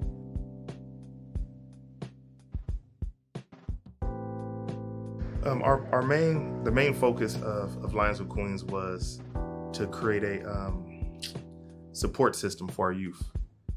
I realized growing up, a lot of my decisions was based on who supported me, whether it was good or bad. Where my support came from, that's who gained my loyalty. I realized that a lot of kids fall short or make wrong decisions because of their support system or lack of. So got together, with a group, my president and the vices and stuff, and started brainstorming just about ways we can change or what's really needed. And a big part of our process was just realizing, a lot of us didn't have a support system. So let's create one for future generations. The name Lions came because I didn't want to use the word king because I feel kings is being overused and misrepresented. When I come into think of a king, I think of a ruler, a person who had people underneath him, servants or whatnot. And I just feel like to keep using the concept king is creating a level that some people are not gonna reach. And also creates a division of us and them. Because to be a king means you have to be above somebody. I chose the word lion because a lion in concept is almost the same, but it's teaching our young men to protect what's yours. To be over what's yours, to protect your pride. As your family, do provide for them, make sure that they're set and that you leave a legacy for your pride to continue to grow. I use the queen was just because I look at women as queens. It's a standard, a mind state that I feel is being laid down over the years through the generations. And with creating a support system and to mentor and to teach our young men and women that, there's something great inside you. Everything that you need is already there. So we want to create a platform to help bring that out.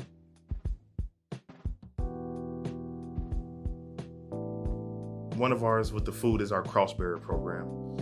And that just came just what it says, a cross bearer, somebody that's bearing the cross, or, of other people, picking up their, helping them ease the load. So with that program, families reached out to us, go through a little process, and we provide food or clothes or whatever they may need help with at that time. When we first started the program, it was, we had a kind of, I would not say lack of support, but lack of people that was willing to be helped. We ran across a problem where people didn't understand why we wanted to help them for free. Literally had a 30-minute, I guess you could say, argument with a lady who needed our help. But she just couldn't understand why we wanted to help her and we weren't asking for nothing in return. So after that, things started changing for the most part. We still run into them, to them walls that some people just don't like. The concept of somebody just helping you just to help, is so thin now that people just really don't know how to accept it. Our other program is the Lion-Minded Queen Standard, and that's really our mentor program. And that's just us empowering our youth, to look at themselves and rise to another level. Then we have our Unity and Community Days, where us and other organizations, coalition, come together. And we just throw big events in communities, to let the community come out and just see each other from a different lens. Come out and enjoy themselves as a community, as family. We bring out jumpers, food, local vendors, and we pay the vendors so they don't have to charge the community. So we just ask them, hey, we'll pay for all the stuff you're gonna use or you're gonna cook, so you don't have to charge the community, and just let everybody come enjoy the event for free. And we started off with about 100 people, and the last few events hit around 1,500 to 2,000. So it's been going good.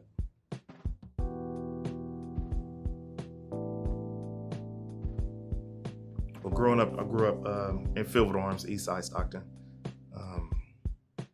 I said I've been here my whole life. I had a few positive influences, but I also grew up in an era, where drug and gang banging hit, and it hit Stockton tough. So I kind of was in the tug of war of which way I was gonna go. Didn't make the best choice at the time, but I still remember people that really poured into me, stuff they taught me back then, like Ozzy. Ozzy was a big influence growing up.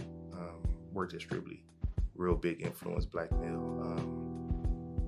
Taught us a lot, respect, how to carry ourselves, how to handle certain situations. And I was young at the time. I didn't realize it till I got older, what he meant. But I was grateful for him. Hector Roach, big influence. He was one of our older homies, came home from the pen doing time and stuff, but his mind was different.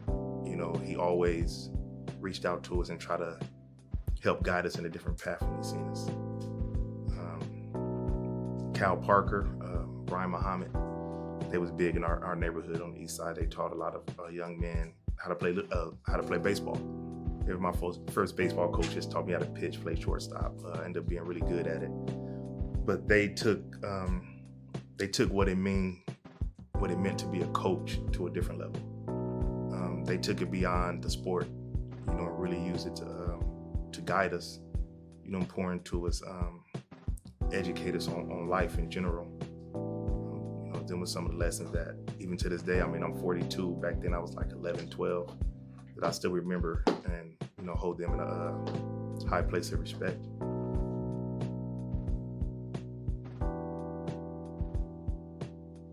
One of my eye openers was my last year in jail, actually. Sitting in there, one of my older homies came in, but he was like 60. I was like 28, 29. So he like 6 years old, right? And when I seen him come in, I was just like, dang, he been doing this since I was a kid. And then it realized like, if you don't change up, this is you, this is your future. And it was like, it hit home, like, oh man, I don't want to be 6 years old, still depending on the streets to survive, still trying to hustle and coming in and out of jail. And I already had kids, I had my first daughter, I was still in high school, but seeing that and realizing as I looked around in jail and just realized like, you know, I've been doing this in and out since I was like 13, 14. And at that time I was like, man, I'm like 29, 30. Like, look how many years I gave these people, or look all this time I gave them that I can't get back. And I was just like, you know, life has to be better than this. I really didn't know what I was gonna do. I didn't really know how to change. I just knew life had to be better. And that was like my wake up moment.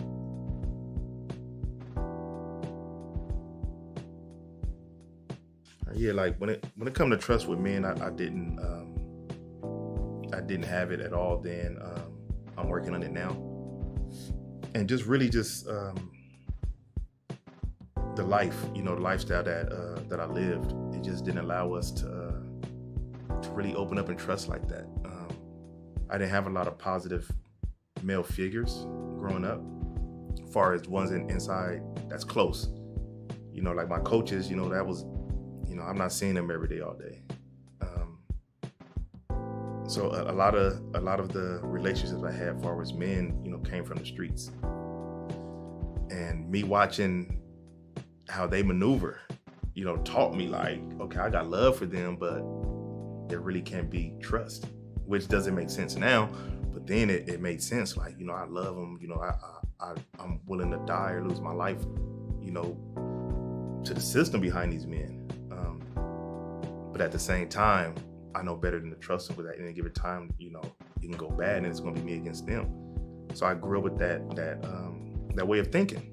You know, I had a few people that I felt I can go to, depending on the situation was, but them same people that I felt I could go to were some of the very individuals that had me doing what I was doing in the first place. You know, so yeah, the trust wasn't there.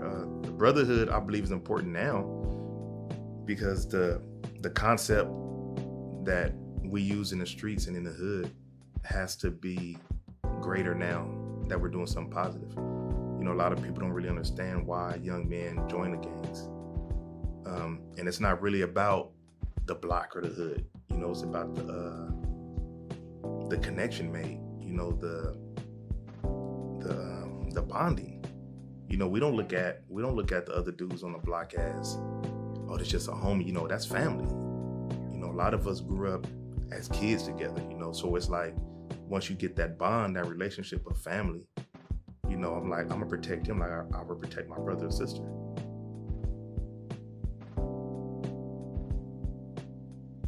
How do you show love? I think love and trust is like twins.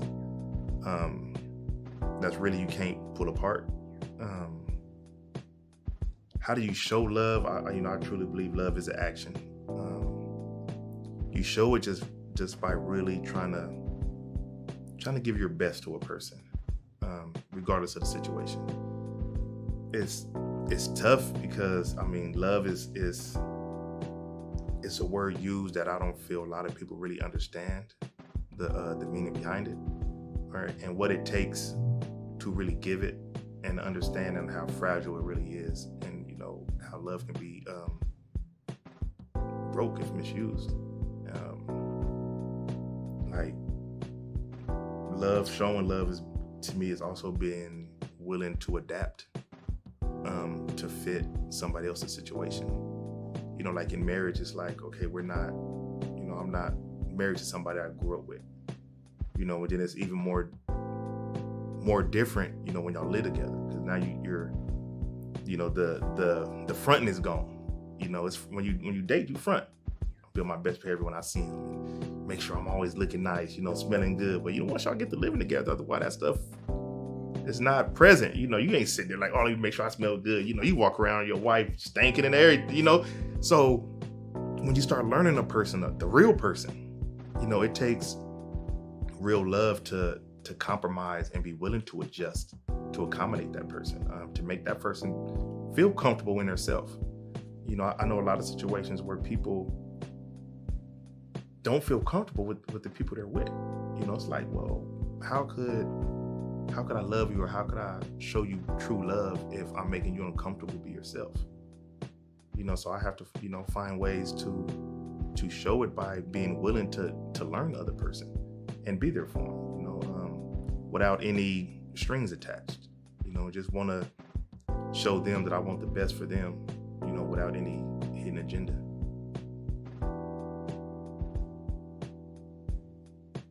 Advice I would give to a Black woman is, first of all, really understand the man you're dealing with. Learn your man. Really learn their struggles, their upbringing, the do's and don'ts. It's hard being a man. It's hard being a Black man, especially coming from certain situations we come from. A lot of baggage I brought into my marriage my wife didn't understand. And I think that if you really take time to know your man and just learn him, you can be a better help. I know Black women naturally, are loving and they want to help. They want to be that nourishment, and a lot of us don't know how to accept it.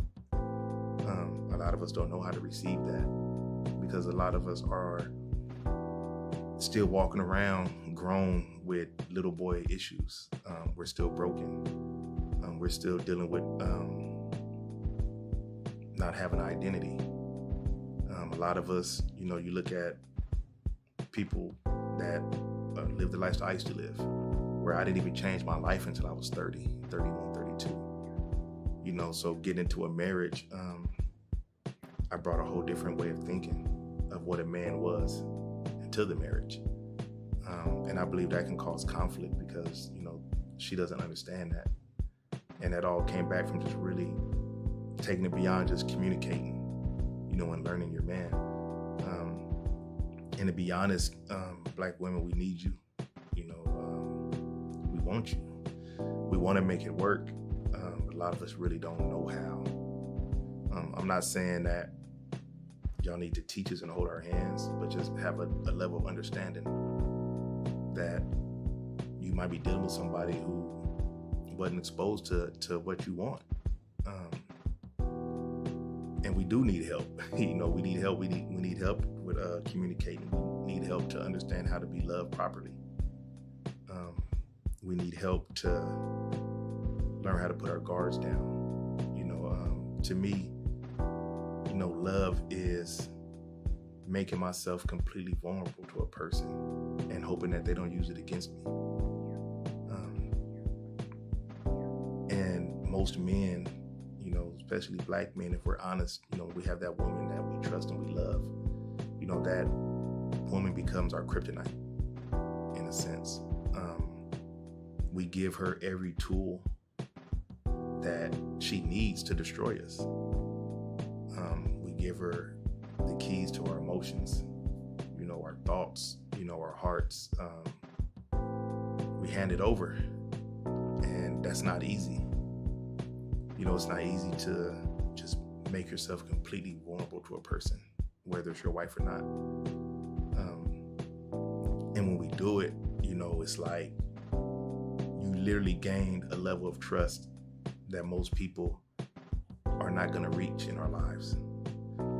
And, if men, to be honest, we front all day long in the streets. We front around our friends and we try to live up to a certain, this is what I am, and once we make it home, it's like, I can take the armor off. I don't got to front, I'm home, I'm safe, I made it, and our mind is like, okay, when I made it and I don't want to, and I take my armor off, I'm like, I'm at peace, I want peace. I don't want to have to go home and put my armor back on, especially when it's your wife, the person that you trust or you love. And I think for women, it's just really understand, who you're with. Understand his struggles and his pains, because until you really understand what he's been through, or the struggles or the demons he might mentally face, it's going to keep being a clash.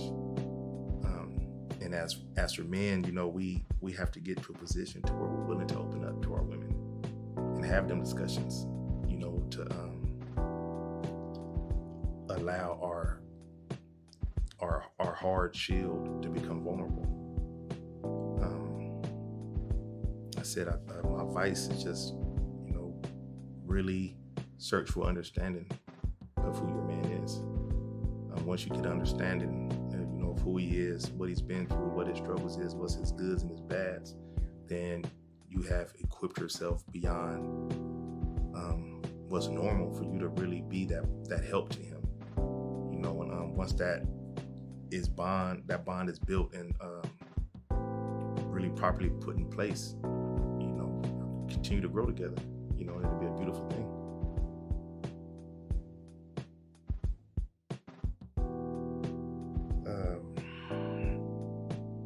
It's the level of importance for that is unmeasured. I came from like a broken home. I didn't grow with either one of my parents in a home. I have kids by different women, outside of my wife. The importance of our Black homes to stay intact, we need it. For decades, years, we've been targeted and we're constantly thrown into the spotlight about how we're not together.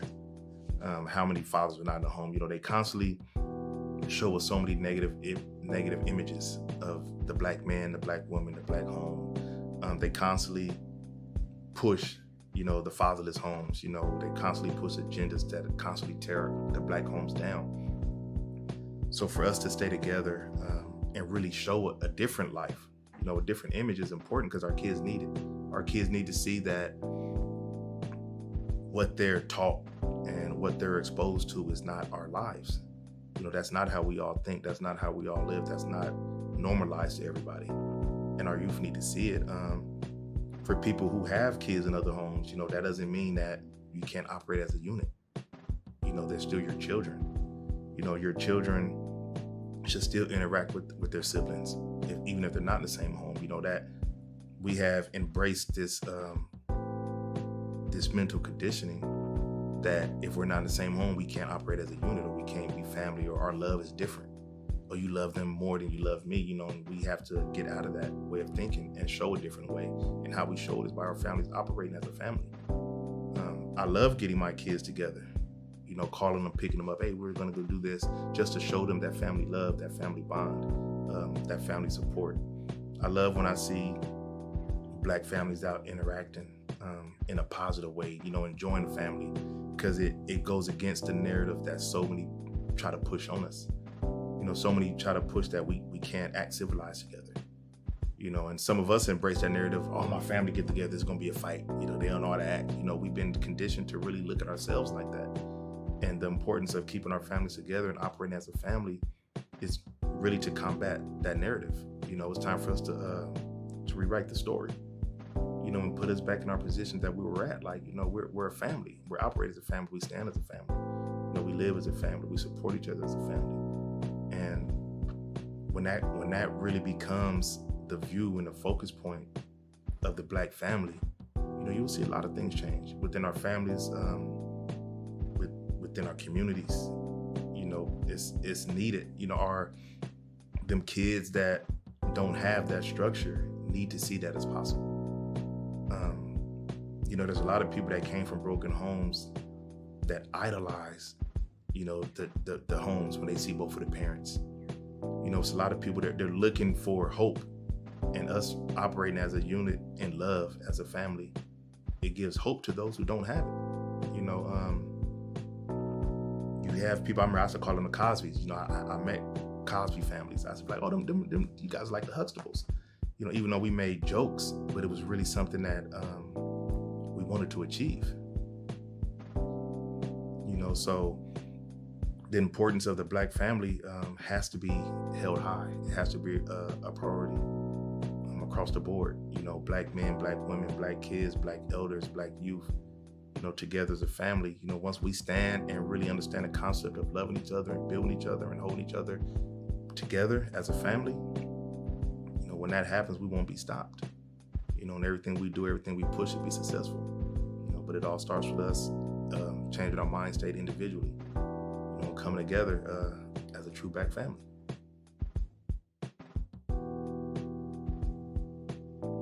We dealt with each other that much. One of the only houses my grandma let me go to out there when I was a kid. remember their family came from Mexico, and for like 2 weeks they wouldn't really interact with me. You know, I noticed things changed. So when they left, you know, I asked them like, you know, what happened? And they was like, you know, my cousins and stuff, they're scared of you. And I'm like, why? They was like, because you're dark. And I'm like, what? And they was like, well, you know, we've been taught that the darker a person's skin, the more vicious they are. And they was like, they look at you like, you know, like a vicious dog. You know, and it was kind of like, it was hurtful then. I'm like, man. But as I got older, I realized that us as Blacks have conditioned ourselves with that same concept, to where we look at people, you know, that are darker differently. And I was telling my friend that, and they didn't believe me, so I gave them an example. I said, you know, growing up, say if you're walking down the street, say it's like 8:30, you know, it's not really dark, but it's getting there, and you see 6 light-skinned guys on the corner. Our first thought is, oh, the pretty boy. I would think, you know, they out there probably waiting on some girl, you know what I'm saying? But it's not a threat. But if you walk down that same street and it's 6 gentlemen on the corner that's dark skin complected, people cross the street, turn around, you know, we're gonna avoid that group, because our mind went to, oh, they must be up to no good. You know, they're up to, you know, there's troublemakers, or it just becomes negative. And then I realized, like, we've done that to ourselves a lot. You know, we look at the darker skinned men, you know, they were considered the aggressive ones. You know, like, oh, he looked like he can, like, well, you know, and then the light skin was the pretty boys automatically. You know, that guy can be vicious or whatever it was, but we didn't look at him like that. You know, so we've taught ourselves to judge our own people by the tone of their skin. And if we're looking at ourselves like that, you know, if I can look at somebody that's part of my lineage differently because of their skin tone, it's like, how does that really speak for where our mind is as a whole?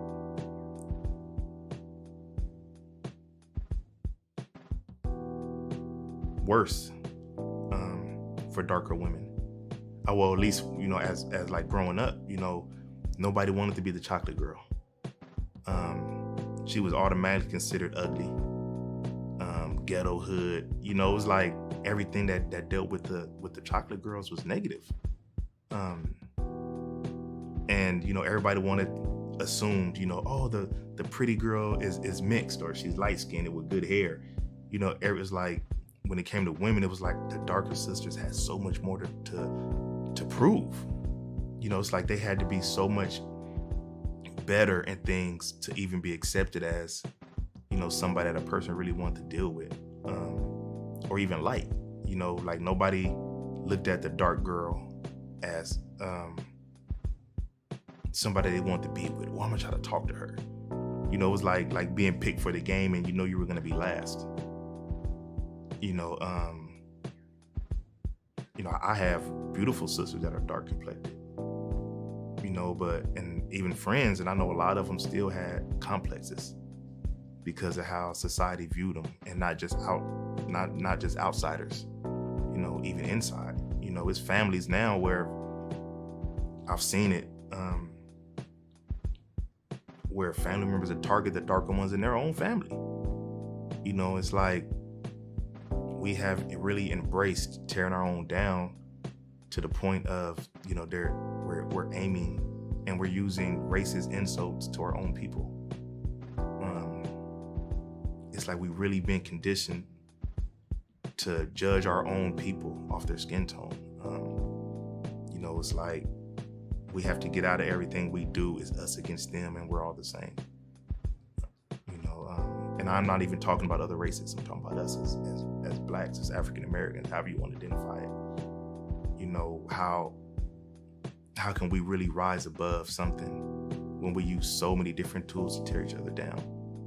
You know, for us to look at another African American individual and judge them basically off their skin tone lets us know that we're operating with the same racist mind state and intent of the people that we claim to go against. You know, I think people need to realize that it's a lot of us in our communities who are wearing home jerseys and are playing for the visitors. So it's going to take a lot of us to really address some issues, to really wake up, and become what we need to be.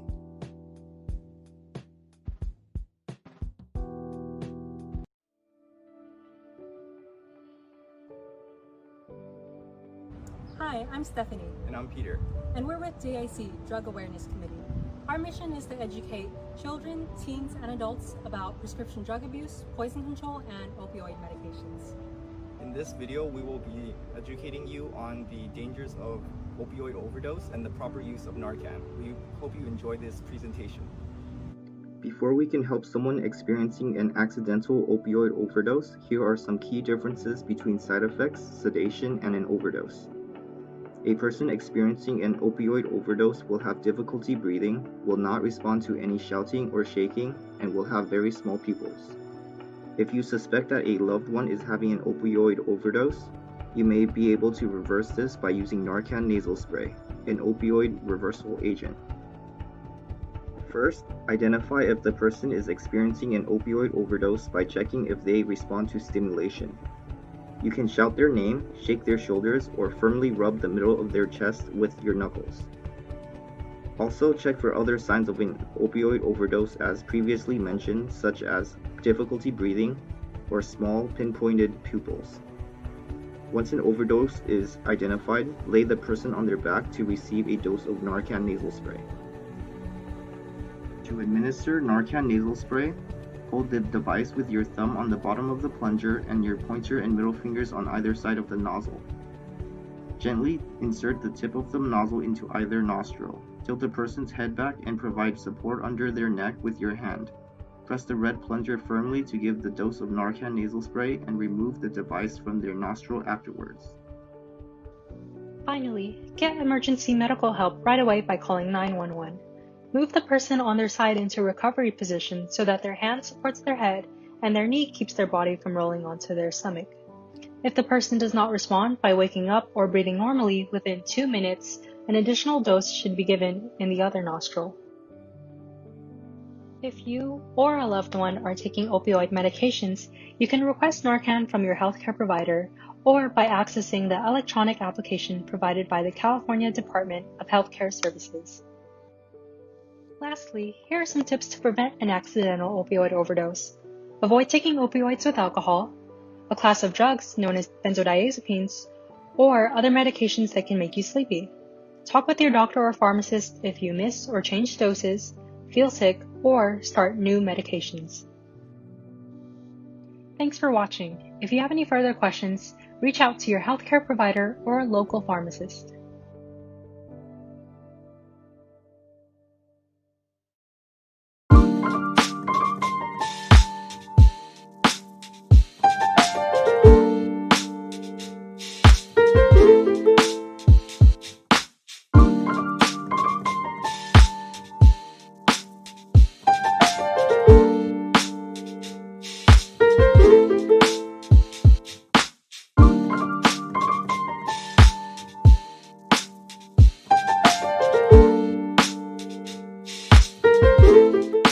Hello, I'm Charles Ware Jr. Some people know me as Buddy. I'm a native of Stockton, California, born and raised here. I love it here. I'm 34 years old. I founded and own Beware Productions. I produce, arrange, I'm a music director, I write. I've also even gotten into music publishing. So those are just some of the things that I do. Growing up in Stockton, for me, it definitely had ups and downs. It was a lot of fun times. Growing up around the Burkett area, going to Roosevelt with a lot of people I'm still friends with, a lot of family members. My family is huge. My extended family is huge. My immediate family, I'm the only boy. I have 2 sisters. And, growing up, especially being a pastor's son, a little bit different, but I think it put me in the right direction in a lot of ways. So yeah, I had a lot of good times growing up in Stockton. Some things that I enjoyed, and then some things that just made me a better person, made me stronger, made me sharper. What I love the most about Stockton is the diversity. There's so many different, everything here. There's different styles of music. You can go out for a ride in Stockton in one night. You might hear some Latin music. You may hear some country music. You may hear some jazz, depending on what street you're on or what venue you drive by or whose house party you drive by. You can hear all kind of different music. There's amazing food here. All the different cultures represented here. I love the diversity here. Music is my passion. Music is definitely the driving force, I would say, behind a lot of the things that I enjoy doing. I got into music playing the drums in church at a very early age. Probably, I wouldn't even say playing drums in church, maybe playing on the pots and pans would be more accurate. Maybe about 2 or 3 years old, and I played drums from that time until maybe the time I was about 9, 10. Then I started playing the bass, and then my bass got stolen. So I kind of transitioned to keys after that. So, and I've just kind of always been, music has always been a part of me. People that have influenced me in Stockton, from Stockton, my father would be the biggest one, my biggest influence all around. And my grandfather as well, Ware. All of my uncles have influenced me in some way, shape, or form. Whether they taught me how to pick my cologne or crease my jeans or fight or, you know, whatever. All of them have had some type of influence in a positive way in my life. And Lincoln Ellis is another great influence. He's somebody I still talk to, somebody who pours into me, sharpens me up every now and then. A lot of the pastors, because I'm affiliated with so many churches in Stockton, there's so many great pastors here that have influenced me in a lot of great ways. I think that for me, church has always been a very kind of like a foundation for me, but not really that church is the foundation, more like God is the foundation. But church has kind of been a staple in my life in a lot of areas. Church has taught me how to deal with people. Church has taught me certain things about work ethic. Church has taught me about music. You know, not just the Bible and not just the things about God, but churches and growing up in church has taught me a lot about life. I think if I could give young people advice, it would be nothing is impossible. If you want to play in the NFL, you know, don't allow people to push you into creating a backup plan for that. You know, go for being in the NFL. Now, you know, of course, doing that, you have to be in school anyway, so you might as well use your time wisely and you know, get that good education. But if you want to play on big stages across the world, it's not impossible.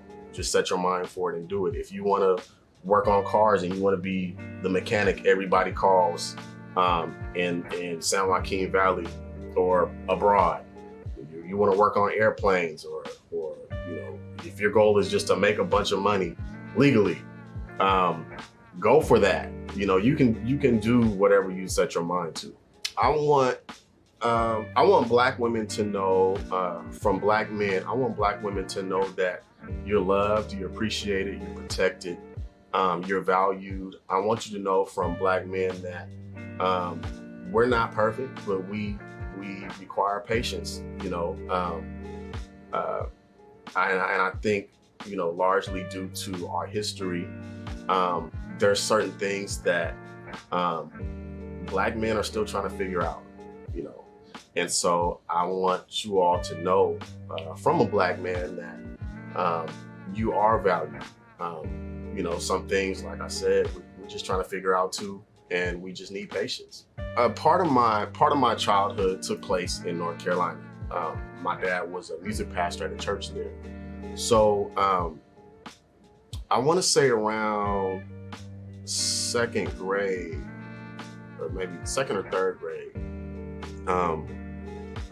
I just got to a new school, and of course, you know, North Carolina is kind of like Southeast.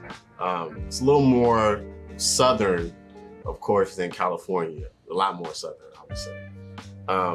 And so you deal with, you know, racism, and there it's a little more in your face. It's not like here where people kind of hide behind certain stuff. And so I'll never forget this. And I'm sure my parents remember as well. Like I want to say it was my first day at this new school. And we went on a bathroom break, and it was like the first bathroom break of the day. And so, you know, kids line up and you go in the bathroom 3 by 3 or whatever, or, you know, groups of 5 or however it was. And I remember going in the bathroom. I was going in there to use the restroom, and all of a sudden the lights turn out, and I feel somebody like punch me in my face. And so, you know, automatic reaction is, you know, you just grab something and start swinging. And so, you know, I grabbed, you know, so all this took place in the dark. So I grabbed somebody and started swinging, and eventually, you know, somebody started screaming. It wasn't me. I think I hit a few people in that bathroom that day. But I did hit a few people in the bathroom. And what happened was the teacher came in and saw me, quote unquote, assaulting some kids who are a lot lighter than me. And basically the principal spun it into like an assault thing. And they were actually gonna call the police and do all that. And that was my first encounter with racism. There wasn't a lot of kids at the school that looked like me.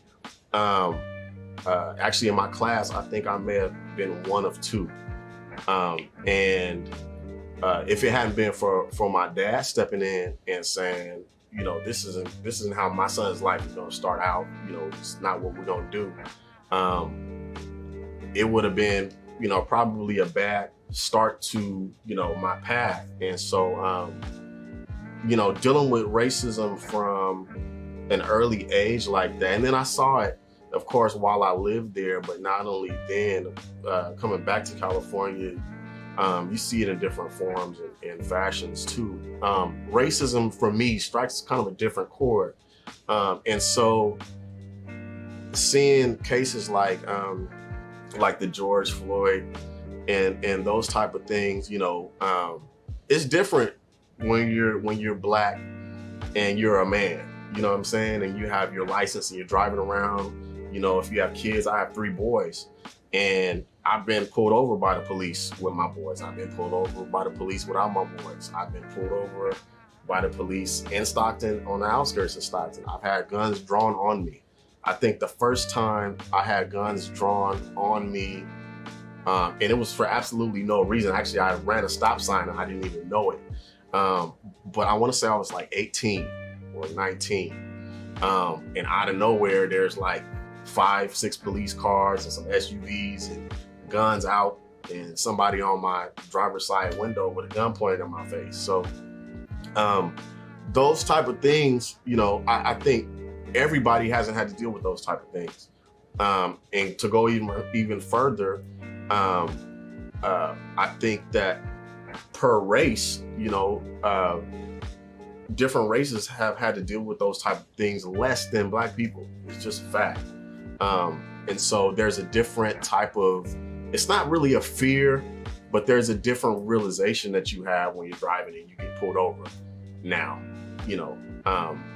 So, you know, that it just, it for me, it's not really a fear, but it's a realization that, you know, there's a certain way that I have to conduct myself, and I have to be okay with the realization that whether I conduct myself in the right way or the wrong way, depending on what type of day that the person pulling me over is having, things can either go good or bad. 2 Black men, young Black men, old black men or older, be patient with yourself. Give yourself time, and you know, just be who God has made you to be. You know, don't try to be anybody else. Don't try to be the people you see on TV. Don't try to be the people, you know, on the corner that you see. You know, just be who God made you, and give yourself time to be comfortable with that. Find success in that. You know, be patient with the people around you. Everybody's not perfect. Don't live in fear. Just do the best you can from day to day to help somebody else. Black love, when I hear the term Black love, I immediately think of my parents and grandparents. My grandparents on both sides, on my dad's side, my grandparents had 15 children and raised some children that weren't biologically theirs. On my mom's side, my parents had, I want to say, 12 children. And, you know, so I come from a very big family on both sides. And so to me,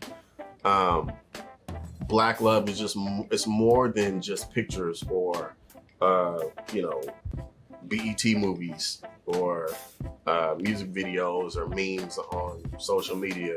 To me, Black love is overcoming struggles, making what needs to happen, and leaving a legacy, you know, for the generations after you. I think that's, you know, that would be my definition of Black love. When I'm creating any type of music or even if it's just a snippet of something, if I'm creating it for me, oftentimes because I play different instruments, I play guitar, bass, keyboards, and drums. Sometimes I'll find inspiration for whatever I'm creating from a different instrument. So everything doesn't just start all the time at the keyboard.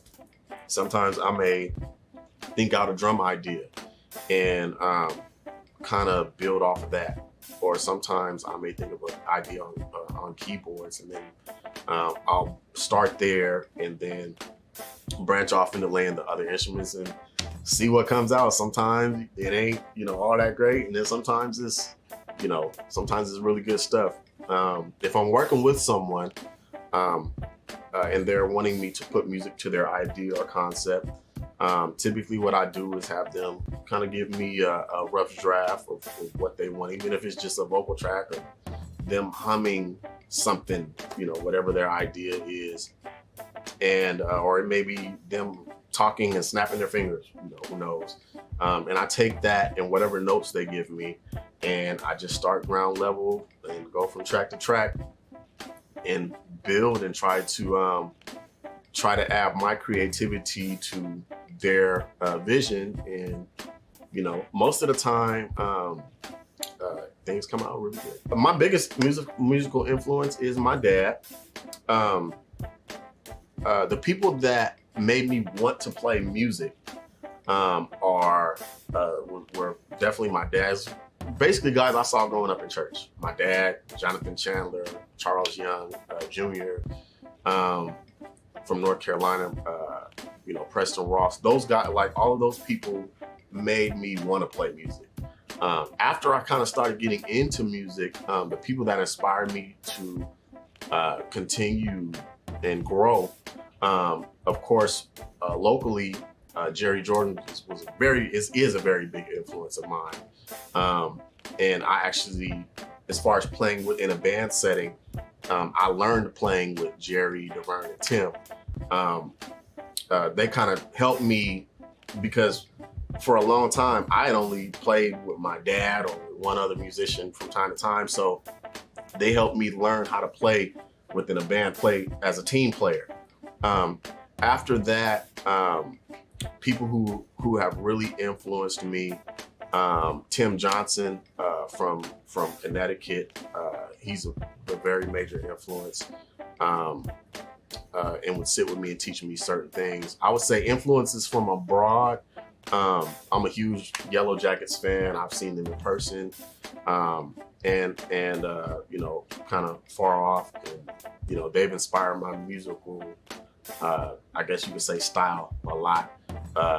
George Duke, Kevin Bond, Jason White, Aaron Lindsay, Ansar Ibn-Ward, you know, all of those producers and players are definitely influences of mine. Joel Smith was a very big influence for me, not only in music, but even in life. He even took time with me personally, talked to me about certain things, kind of poured into me as well. So, you know, some of those guys. Top 5 musical albums: Kim Burrell, Everlasting Life; Jacob Collier, In My Room; Yellow Jackets and Bobby McFerrin, Bang Zoom; Winans Live at Carnegie Hall; and Hawkins' Level I 4. I would say those are probably my top 5. My favorite instrument to play is actually the drums.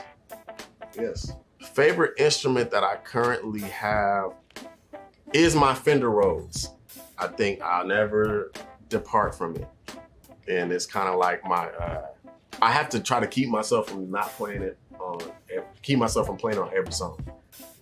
You know, so it's kind of like one of those things. I don't want all of my music to sound the same, but it has a very distinct tone. So I have to keep from playing it on everything. I love the way it sounds, the way it feels, the way it responds. All right, so maybe we'll play a little bit of Name That Tune, I guess. I'll kind of play some of my snippets of, I guess, some of my favorite songs. Some will be gospel, you know, some won't. I do love the Lord, though, and I love the music of the Most High. But I enjoy a lot of different styles of music as well. So, all right, let's start with let's see.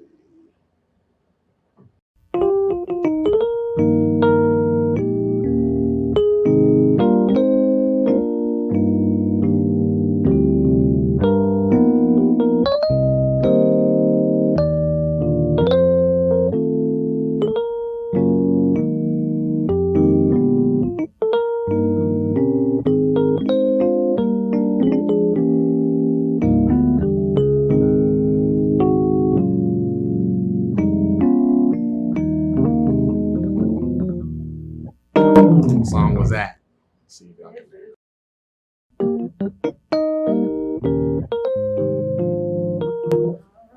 Let's see what's another one. Okay, here's one.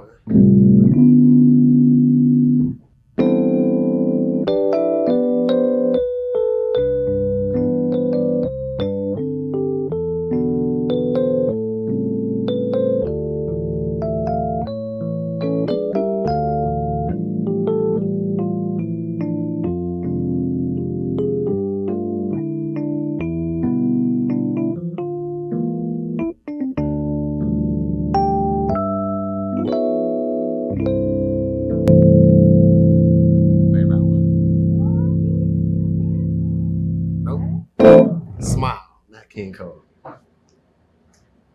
I'll go back to the gospel one. Let's see. What's one?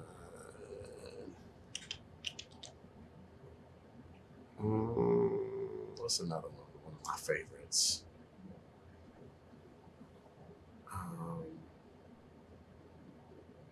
Okay, here's one. I don't even know if this is a key.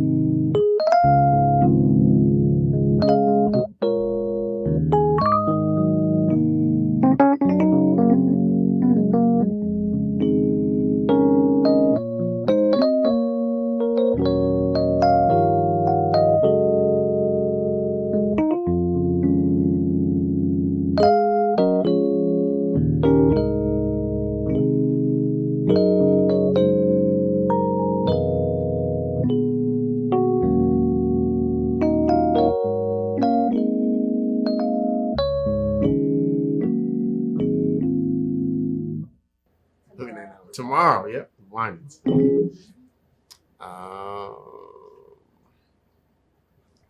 me see. Okay, I'll do one more, then I'll go into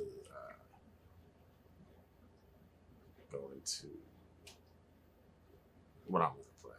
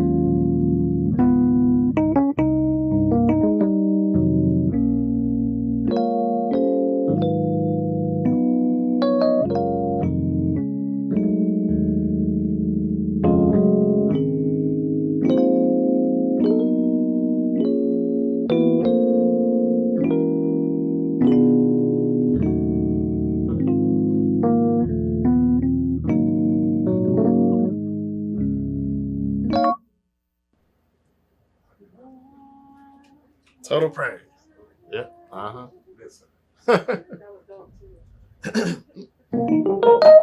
All right.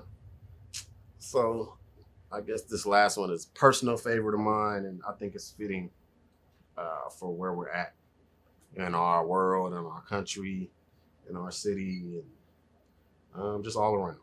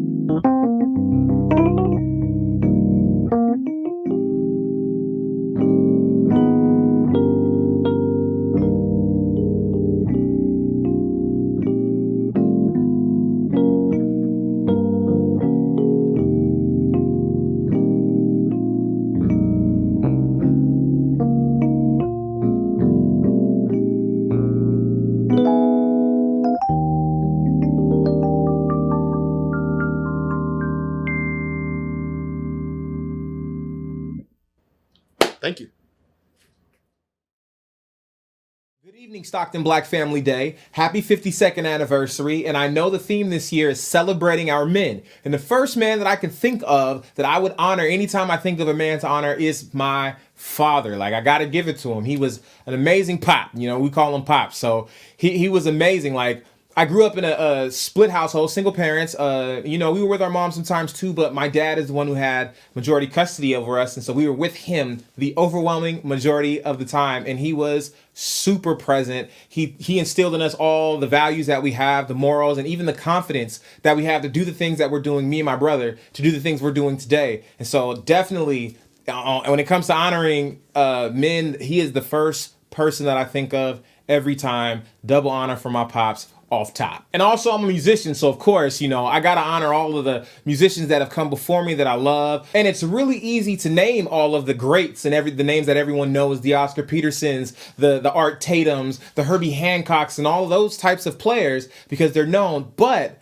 there is a musician in Sacramento, California who has really had a great impact in my playing. Shortly after I graduated high school, I signed up for classes at Sacramento City College for that fall, and I started taking the music theory courses, and I took the jazz improv course. And when I took the jazz improv course, I had a teacher who was a black man, the only black teacher that I can think of in that department actually that year while I was there. But he was the teacher for the jazz improv class. His name was Reggie Graham. And when I walked into the class, I was super excited. There was about 4 other black piano players in the class, and we were all hyped to be there. And Reg pulled us to the side after class, and that's when I learned that he was more hyped than we were, because he said that he never had that many African-American students that played piano in his class in one semester like that. He never had it. And so he gave us all this extra work and these worksheets and things to look at and to study. And a lot of the guys that were with me, they were like looking at it like, yo, why is he giving us all this extra work? Why is it he doing this to us? And I was hyped because I looked at it for what it was. I knew that he was trying to give us all that he could, and I was there to soak it all in, and I took advantage of it. And he was like a music mentor even beyond that class. I took that class for like 2 or 3 semesters with him, but even after that I played gigs with him, and he was an instrumental part in my musical development. So definitely shout out to Reggie Graham. Gotta honor him. Now, I know you guys didn't come to just hear me talk, so I'm gonna get into playing some music, and this first song that I'm gonna play for you guys is called Mino Yansi.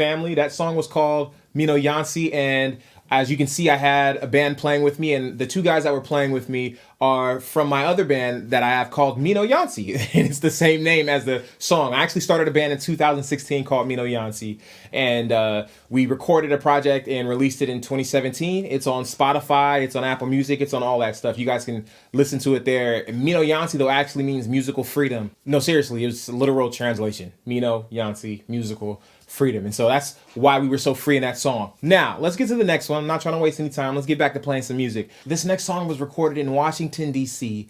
at the Kennedy Center. I was invited in early 2020, this year, to go to the Kennedy Center and be a part of their new residency that they call office hours at the Reach. The Reach is this new beautiful building that's connected to the Kennedy Center. It's all the same thing, but they have a whole nother set of programs that happen there. And so they basically flew me out. They give you a room and say, hey, you're an artist, create. We don't care what you do. We're just giving you space to create. That's what we're doing in here. And so I just asked for a drum kit. I brought my laptop computer, and I had my boy that's playing the drums on this video performance. He was with me in Washington, D.C., and we just made music for 6 days. We just made music. And I actually came out with my first solo project recorded at the Kennedy Center. And this is the single that just released last year. And I'm honored. I'm so honored to have Keon Harold, the Grammy Award winning trumpet player, as a feature on this track. And you can listen to it on Spotify or wherever you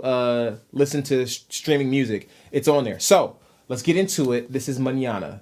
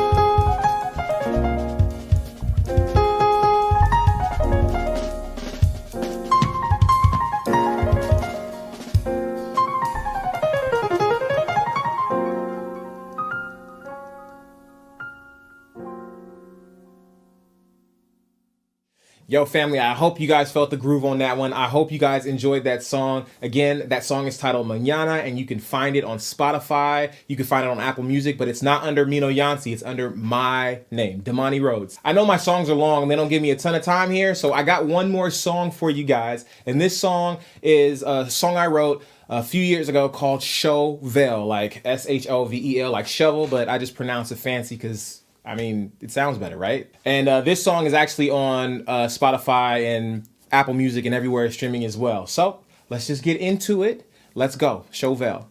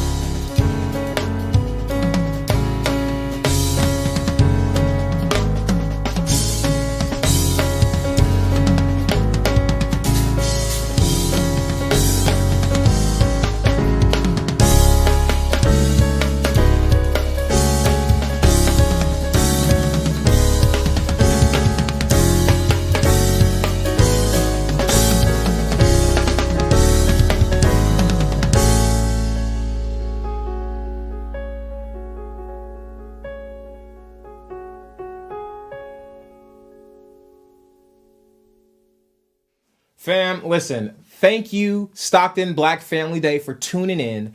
My name is Damani Rhodes. You can find me on Instagram at Damani31. You can find me on Facebook at Damani Rhodes. And listen, I hope you guys follow me. I hope you guys go to Spotify or Apple Music and follow me there at Damani Rhodes and follow the music. I would love to hear from you. And if you guys wanted to book me for anything or get in contact, you can email me at damani.rhodes@gmail.com. Again, that's damani.rhodes@gmail.com. Thank you again. And you guys have a good evening.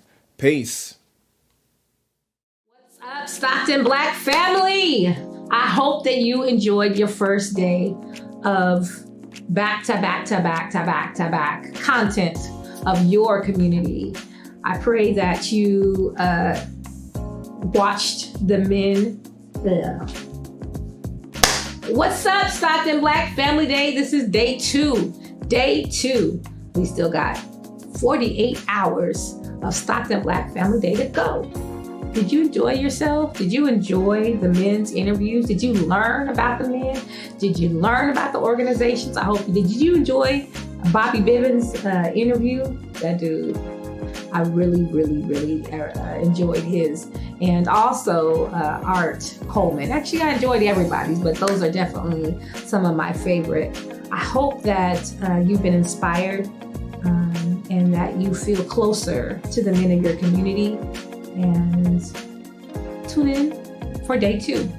Again, check us out at StocktonBlackFamilyDay.com or visit us on our YouTube page, which is YouTube.com/C/BFDTV.online.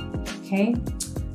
If you want to become involved in Stockton Black Family Day, it's really easy to do. You just want to go online and click the little button that says volunteer or be involved in Stockton Black Family Day. Please do that. We need as much help as we can possibly get. There's many committees that are in need of your help and your assistance and your giftings. And we're looking for some young blood. So please check us out. Please get involved. And not just our organization. If you see another organization that you're interested in, please contact them, get involved, support your community. And don't feel like you're competing. You can be a part of 2 or 3 organizations. All right? We're all here to help the same community, the Black community.